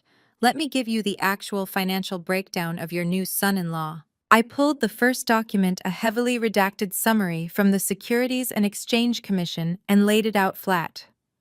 Connor Hastings was never a billionaire. He was a trust fund kid who inherited about $4 million when he turned 25. For a regular person, that is a lifetime of financial security. For a guy trying to keep up with the Hampton Bay elite, it was pocket change. 3 years ago, he decided to play Wall Street. He leveraged his entire trust fund on high-risk cryptocurrency derivatives and volatile biotech startups. He bought on massive margin, assuming the market would simply keep going up forever. When the market corrected, his brokers issued margin calls. Within a span of 6 weeks, his entire $4 million portfolio was wiped out. He was completely broke. Chloe let out a weak, ragged gasp from the sofa, but I did not stop. I picked up the next document. But Connor could not admit he was broke. He could not give up the sports cars, the country club memberships, and the VIP tables. So he started a firm, Hastings Global Ventures. He promised his wealthy friends and their parents a guaranteed 30% return on their investments. They handed him their money, and he used it to fund his lavish lifestyle. When the first round of investors wanted their dividends, he simply went out and found a second round of investors, using their fresh capital to pay off the first group. My father finally raised his head, his eyes red and bloodshot. "A Ponzi scheme," he whispered, the words tasting like poison in his mouth. "A textbook Ponzi scheme." I confirmed, my tone cold and academic. He was moving millions of dollars around, creating fake financial statements and desperately trying to keep the balloon from popping. But the pool of gullible rich people eventually dried up. His early investors started demanding their principal back. A few of them hired forensic accountants and private investigators. He was out of cash, out of credit, and out of time. He needed a massive influx of untraceable liquid capital, and he needed it fast. I turned to look directly at my sister. "And then he met you." Chloe sat up slowly, her face streaked with mascara, her hands trembling. "No," she whimpered. "He loved me. We met at a charity gala. He chased me." "He chased you because you were the perfect mark," I said, completely crushing her delusional fairy tale. "Fraudsters do not target people who are smart. They target people who are insecure. They target people whose greed outweighs their common sense." "He looked at your social media, Chloe. He saw a girl who desperately wanted to project wealth. And more importantly, He saw parents who were so obsessed with social climbing, they would do absolutely anything for a seat at the table. He realized that while you were not billionaires, you had one unencumbered, highly valuable asset. I pointed to the deed transfer document lying on the table. The Brooklyn brownstone, fully paid off. Zero debt, owned free and clear by a family desperate for white validation. My mother let out a loud wail, burying her face deeper into the carpet. The wedding was not a celebration, I continued, my voice relentless. The wedding was a calculated heist. It was an extraction event. Let us look at the timeline. 2 weeks ago, the walls were closing in on him. A private equity group he defrauded filed a sealed complaint with the FBI. He knew the indictment was coming. He needed to get out of the country, but his accounts were monitored, and he owed money to some very dangerous private lenders who do not use the legal system to collect their debts. He needed cash to pay off the dangerous lenders, and he needed cash to fund his life in a non-extradition country. I picked up the bridge loan agreement. Last Tuesday, he convinced you to take out a $600,000 mortgage on the house. He told you it was for a tech buyout that would guarantee your entry into the Hastings Country Club circle. You wired the money directly to his offshore holding company on Wednesday morning. The very next day, he transferred $400,000 of that money to a private lender to keep them from breaking his legs. He used the remaining $200,000 to charter the private jet you just saw on the television and secure a luxury villa in Dubai. My father swayed on his feet, looking like he might physically collapse. $600,000, he muttered blankly. He took it all. He did not just take the cash, I reminded him, picking up the title transfer. He convinced you to sign the actual deed over to him as collateral. Why? Because the second he had the deed, he used it to secure a second emergency bridge loan from a different private lender. He double-dipped. He squeezed every single drop of equity out of Grandma Clara's house. He turned 60 years of her blood, sweat, and tears into a literal exit strategy. I walked over to Chloe, looking down at her pathetic, trembling form. "And the wedding," I said, shaking my head in disgust. "The wedding was the final cherry on top. Your engagement ring is cubic zirconia. The entire $250,000 cost of the reception was put on his black card, knowing full well it would decline the next morning. He had absolutely no intention of paying the venue, the caterers, or the florist. He just needed the event to happen so he could collect the wedding envelopes. He needed the untraceable cash gifts from the guests to use as walking around money once he landed overseas. He promised me a honeymoon in the Maldives," Chloe cried, her voice cracking. "He booked the tickets. I saw the confirmation." I let out a short, harsh laugh. I pulled the flight manifest I had acquired through my firm's security contacts and dropped it in her lap. "Read it, Chloe. Look at the passenger list for that private jet." Chloe picked up the paper with shaking hands. Her eyes scanned the document and a fresh wave of tears spilled down her cheeks. She dropped the paper onto the floor as if it had burned her. "One passenger," I said, ensuring my parents heard the absolute reality of the situation. "Connor Hastings. There was no honeymoon. There was no future. He was going to leave you stranded in that hotel room to deal with the police and the unpaid bills while he flew to the Middle East. You were not his wife. You were his financial vehicle." The room fell silent again, save for the sound of my mother's quiet, defeated sobbing. I had laid it all out, the entire anatomy of their destruction. There were no more excuses. There were no more illusions of grandeur. They had willingly walked into a slaughterhouse because they thought the butcher was wearing a designer suit. I gathered the papers from the coffee table, tapping them neatly into a stack, and slid them back into the manila folder. I looked at my father, who was staring blankly at the wall, completely destroyed by his own vanity. "You called me a monster," I said softly, breaking the silence. "You said I was cruel for holding the deed. But the truth is, I am the only reason that house did not end up in the hands of a criminal syndicate. I bought the debt. I control the asset. You lost everything because you wanted to belong to a world that despises you. And the worst part is you handed them the knife and thanked them for stabbing you." Richard Hastings grabbed his wife's hand, preparing to drag her out of my apartment and run away from the brutal reality. But before his expensive shoes could even reach the threshold, I stepped forward. With one swift motion, I slammed the heavy oak door shut. The electronic deadbolt clicked loudly, locking the entire fake aristocratic family inside my living room. "Where exactly are you going, Richard?" I asked, my voice calm but sharp as a knife. "Do you really think you can play the innocent victim act, shocked by your son's crimes, and just casually walk out of here?" "Get out of my way!" Richard roared, trying to hold on to his pathetic remaining authority. His face was bright red, the veins bulging against his forehead. "You called the police on my son. You ruined my family. Now open this door before I have my lawyer sue you for false imprisonment." I did not move an inch. Instead, I crossed my arms and looked directly into his terrified, trembling eyes. "Call them," I challenged. "Take out your phone and call them right now, Richard. Let the police come here and we can all show them the Hastings family bankruptcy files from 2 years ago." The entire room suddenly plunged into a dead silence. My parents, who were still kneeling on the floor, snapped their heads up. Eleanor Hastings stumbled backward, clutching her chest, as if she had just been stabbed. The arrogant superior mask she always wore finally shattered, revealing pure, absolute panic underneath. "What on earth are you talking about?"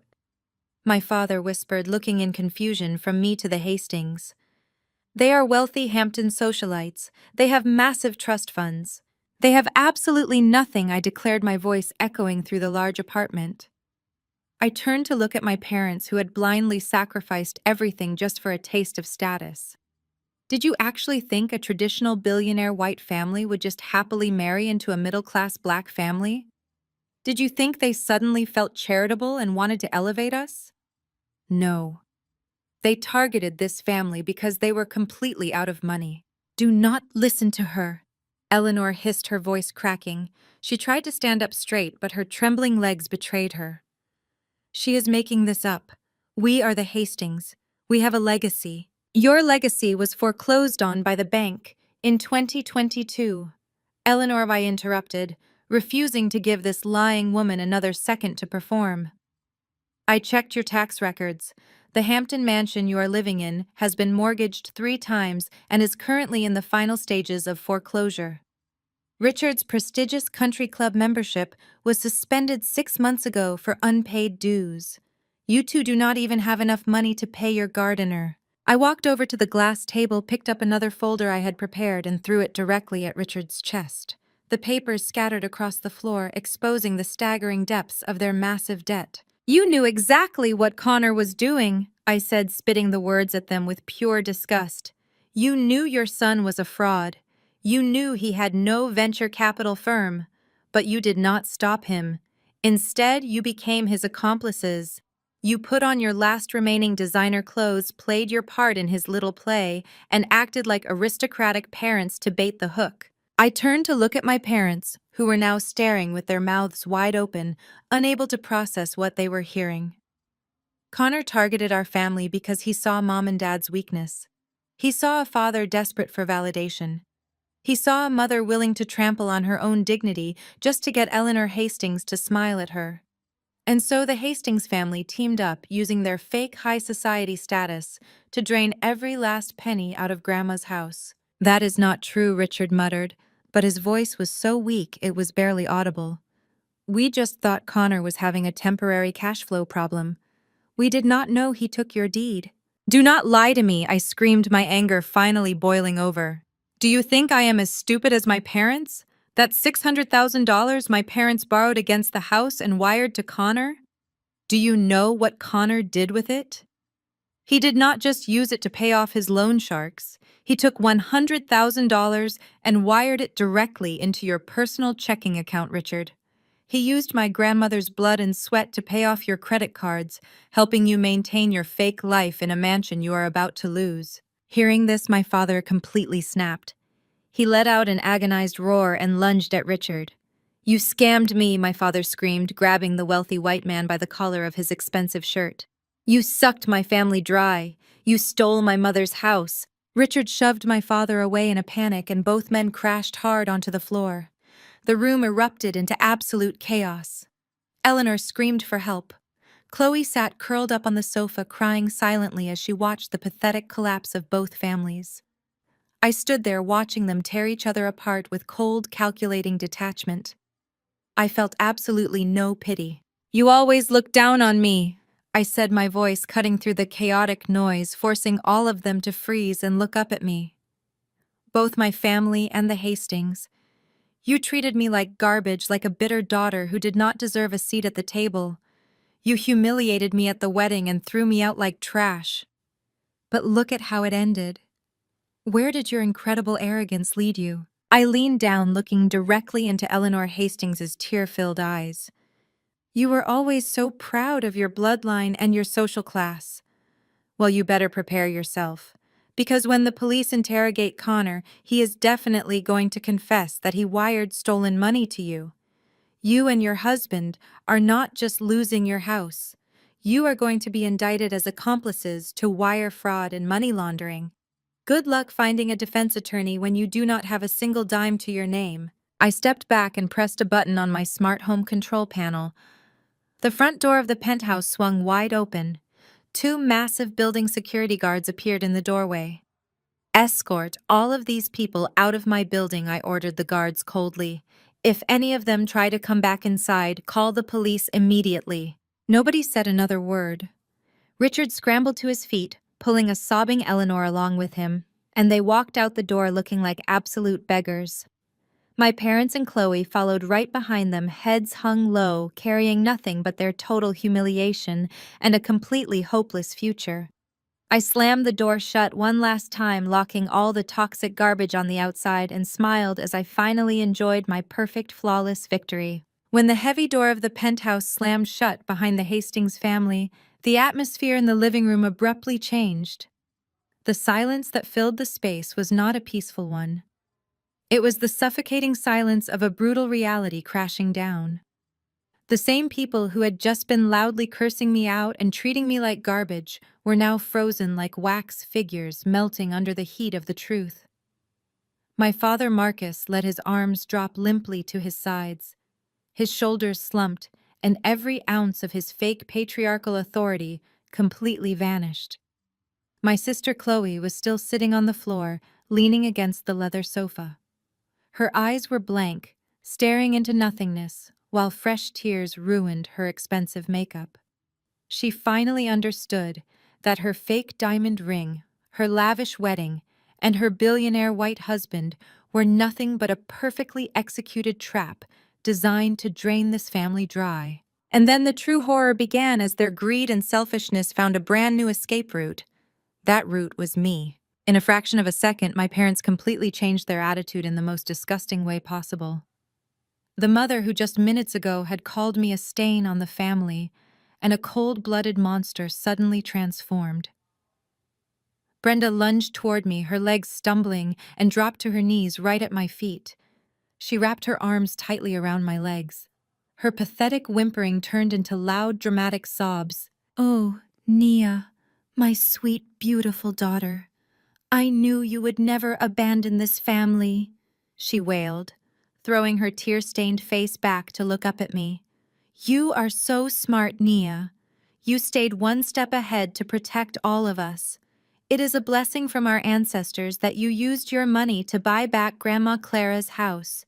If it were not for you, your father and your sister would be out on the street.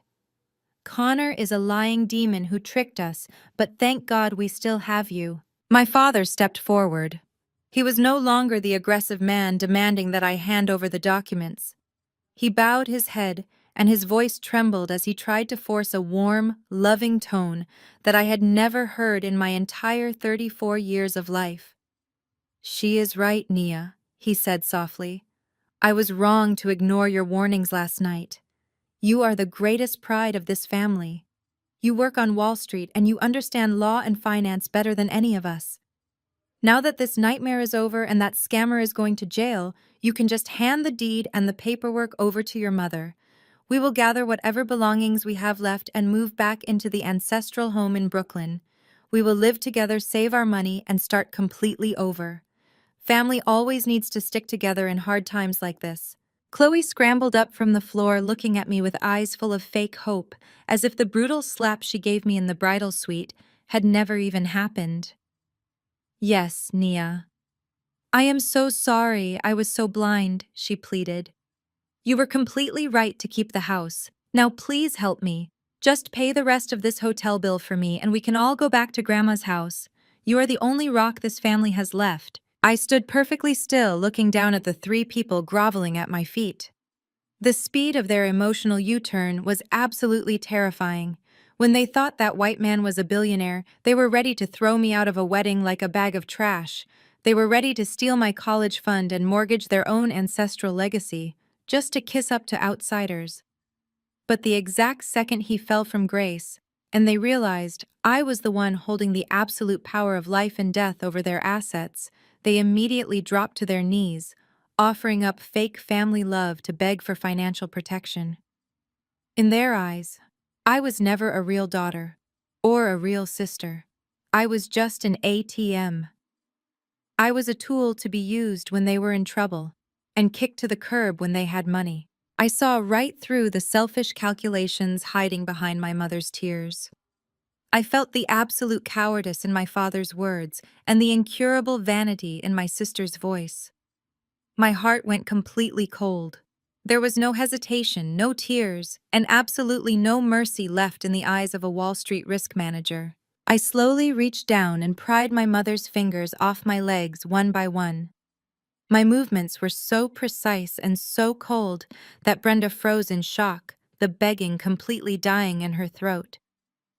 I stood up straight, adjusted the lapels of my tailored blazer, and looked directly at the three faces that were overflowing with hope, trying to bleed me dry one last time. I said I bought the deed. I stated, my voice as cold as winter ice. I never said I bought it back for this family. I walked over to the dark mahogany desk where everything started. The atmosphere in the living room was terrifyingly quiet. There was only the sound of my mother's choked breathing and Chloe's weak sobbing. My father stood there with empty eyes, waiting for a miracle that he knew was never going to come. Miracles do not exist in the financial world. There are only numbers, contracts, and irreversible consequences. I opened the bottom drawer and pulled out a thick file folder bound in heavy leather. These were not bank statements or records of Connor's fraud. This was the final judgment. It was a financial death sentence calculated down to the very last detail. I walked back to them and threw the heavy folder onto the glass coffee table. The sharp sound of the impact made all three of them flinch. My mother looked up with pleading eyes, her hands clasped tightly together as if she were praying, but I did not let her speak. "You always prided yourselves on being so much smarter than me," I said evenly, keeping my voice completely devoid of emotion, just loud enough for every word to pierce their minds. "Dad, you always said I was just a corporate drone with no vision. You said I did not understand how the elite class managed cash flow and financial leverage. You mocked my risk management career as boring. Well, today, right here in my living room, I am going to give you a free lesson on collateral risk and the absolute ruthlessness of toxic debt." I flipped open the first page of the file, pointing to the bold legal text. "When you so eagerly signed the deed over to Connor at the notary office, you did not just lend him a house to make his portfolio look good. You personally turned our ancestral home, the physical manifestation of Grandma Clara's blood and sweat, into high-risk commercial collateral. And when your precious son-in-law used that exact deed to secure a massive bridge loan from private lenders to cover his tracks, that mortgage instantly became a ticking time bomb. Private lenders are not stupid. They do not like messing with federal investigations.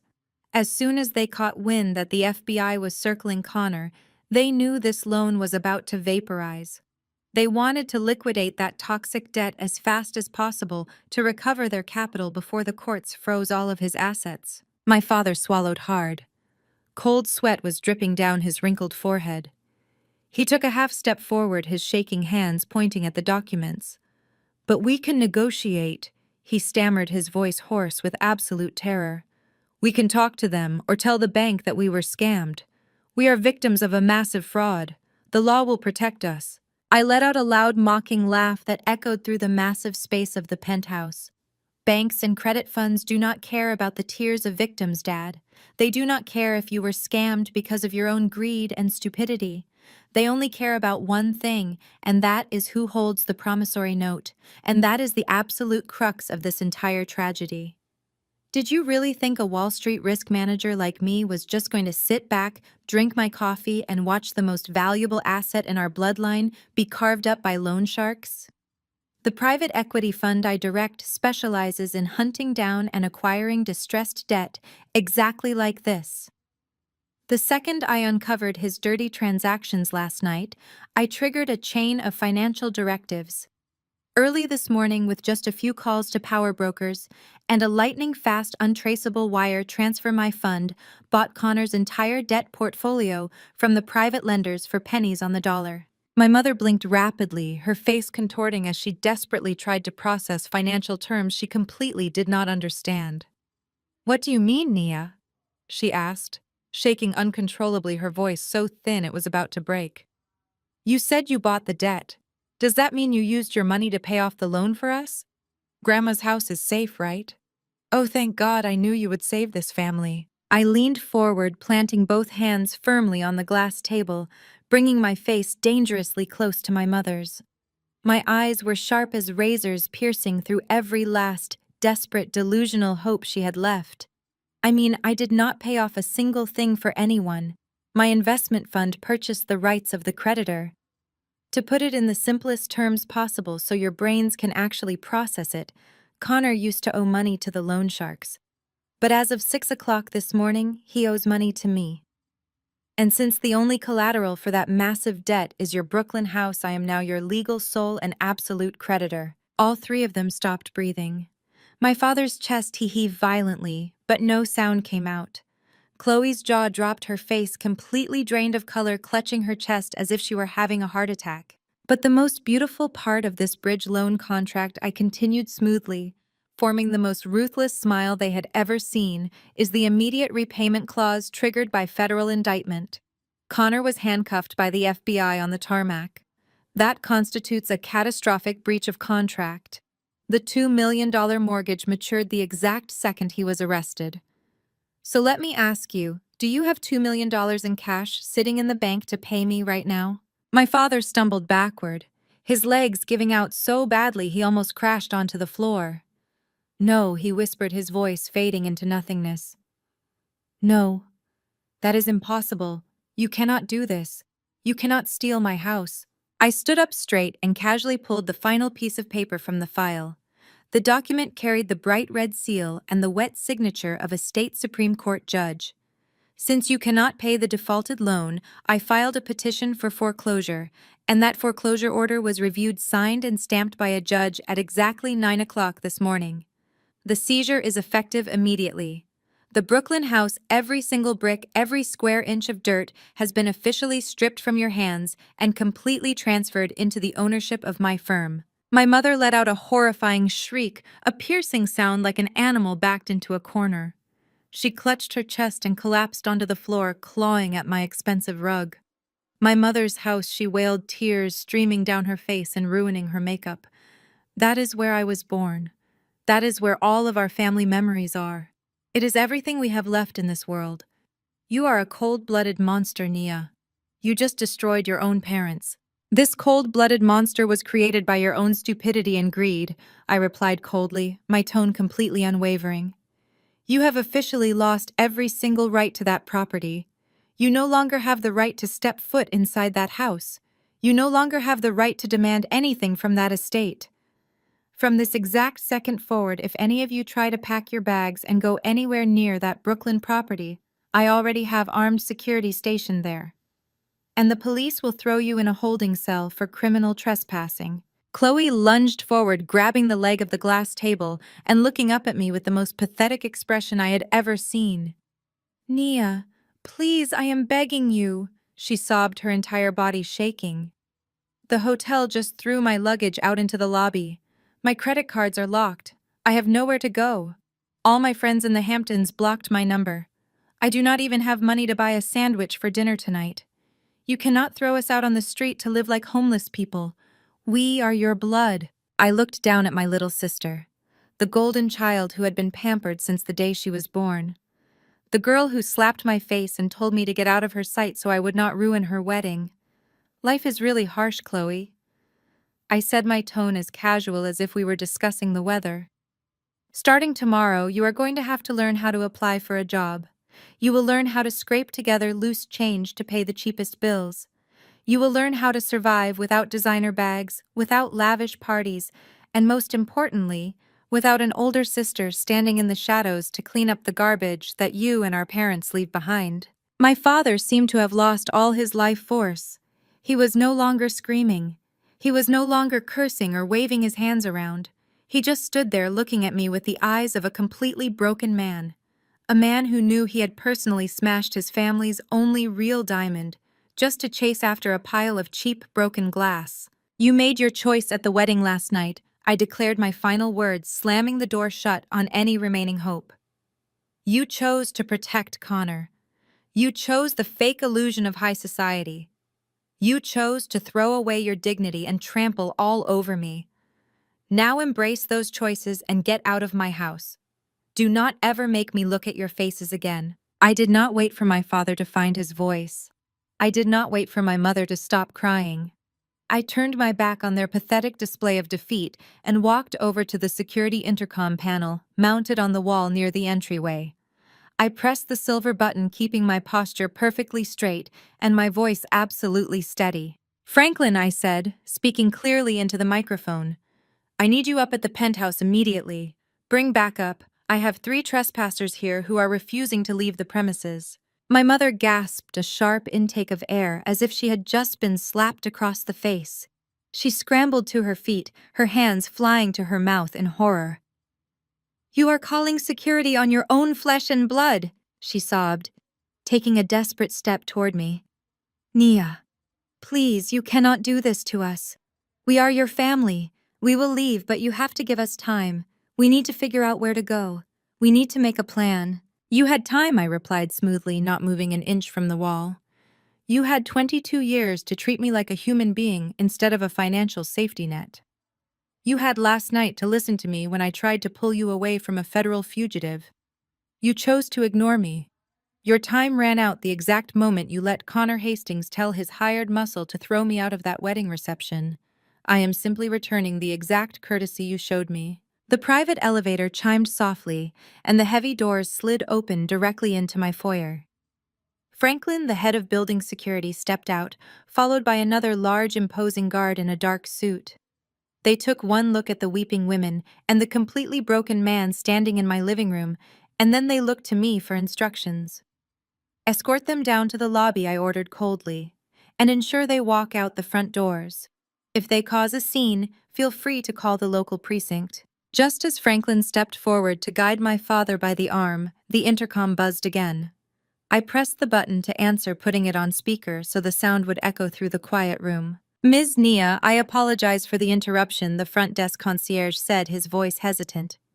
But we have a situation in the visitor parking area. The police are currently in the driveway alongside a commercial repossession company. They are looking for a Chloe Hastings.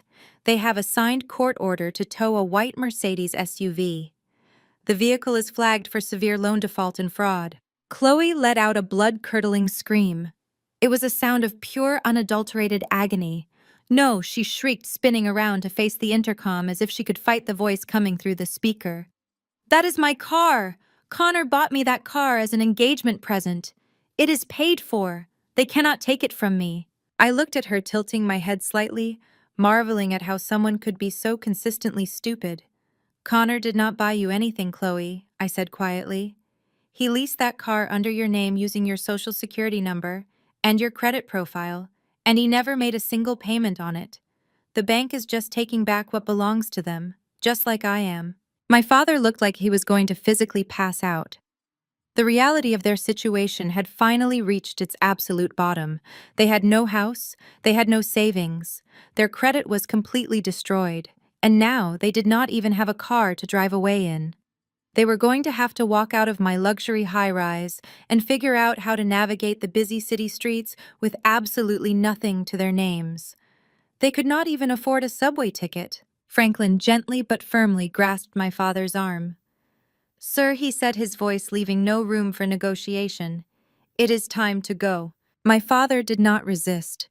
He let himself be led toward the elevator, his head bowed heavily, his shoulders completely slouched. He looked 20 years older than he had when he first marched into my apartment, demanding obedience. He had traded his dignity for an illusion, and now he had to live with the terrifying reality of his choices. My mother followed him, crying hysterically, clinging to the sleeve of his jacket like a frightened child. Chloe was the last one to move. She stopped right at the threshold of the elevator, turning back to look at me one final time. Her eyes were wide, filled with a mixture of absolute terror and pathetic desperation. "What am I supposed to do, Nia?" she whispered, her voice trembling so badly I could barely understand her. "How am I supposed to survive?" I stood in the center of my beautiful, quiet living room, looking at the sister who had made my life a living hell for as long as I could remember. "You do exactly what I did," I said. "You figure it out yourself." The elevator doors slid shut, cutting off her sobbing and sealing them away from my life forever. The silence that settled over the penthouse was profound. It was not the heavy, suffocating silence of tension or unspoken arguments. It was the light, breathable silence of complete and total freedom. I walked over to the massive floor-to-ceiling windows and looked out over the Manhattan skyline. The afternoon sun was casting a warm golden glow over the city streets. I looked straight down and watched as a gleaming white Mercedes SUV was hoisted onto the back of a flatbed tow truck. I watched three small figures standing on the sidewalk, completely lost, watching their very last piece of fake luxury be carried away down the avenue. For my entire life, I had been bound by the invisible choking chains of toxic loyalty. I had been taught that family was an unbreakable bond, even when that family was actively destroying my mental health, stealing my future, and publicly humiliating me just to elevate themselves. I had believed the lie that if I just worked hard enough, if I just became successful enough, they would finally see my worth. I thought my achievements could somehow buy the love they so freely gave to my sister. But standing here today watching them walk away empty-handed, I realized the absolute truth. Their lack of love was never a reflection of my worth. It was a reflection of their own emptiness. They were hollow people, obsessed with appearances, addicted to the illusion of status, and completely devoid of genuine substance. They did not want a daughter.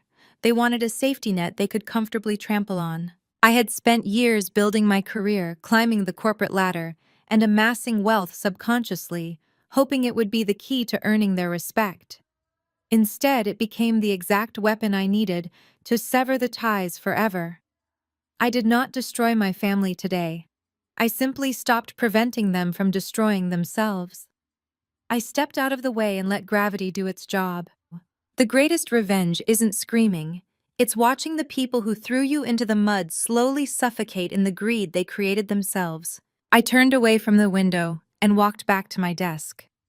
I picked up the heavy leather folder containing the deed to my grandmother's house. I was not going to sell it. I was going to renovate it. I was going to strip away the ugly, pretentious wallpaper my mother had put up to try and make it look like a Hampton cottage, and restore it to the beautiful, strong foundation my grandmother had built with her calloused hands. I was going to turn it into a transitional shelter for young women aging out of the foster care system. I was going to take the house that my parents tried to use as a bribe for white validation and turn it into a beacon of actual, meaningful hope for women who truly needed a safe place to land. I had lost a family today, but I had finally found myself. I was no longer the scapegoat. I was no longer the bitter older sister standing in the shadows. I was the absolute architect of my own life, and my foundation was completely, undeniably solid. Have you ever found yourself trapped in a relentless cycle of toxic family loyalty? Have you ever had to walk away from the people who were supposed to love you unconditionally because they only wanted to use you for what you could provide? I would love to hear your stories of setting firm boundaries and reclaiming your peace in the comments below. If my journey resonated with you, please hit the like button and subscribe for more stories about surviving betrayal and building a beautiful life on your own terms. Remember, you do not owe your success to the people who tried to ensure your failure. Protect your peace, know your worth, and never be afraid to let the trash take itself out.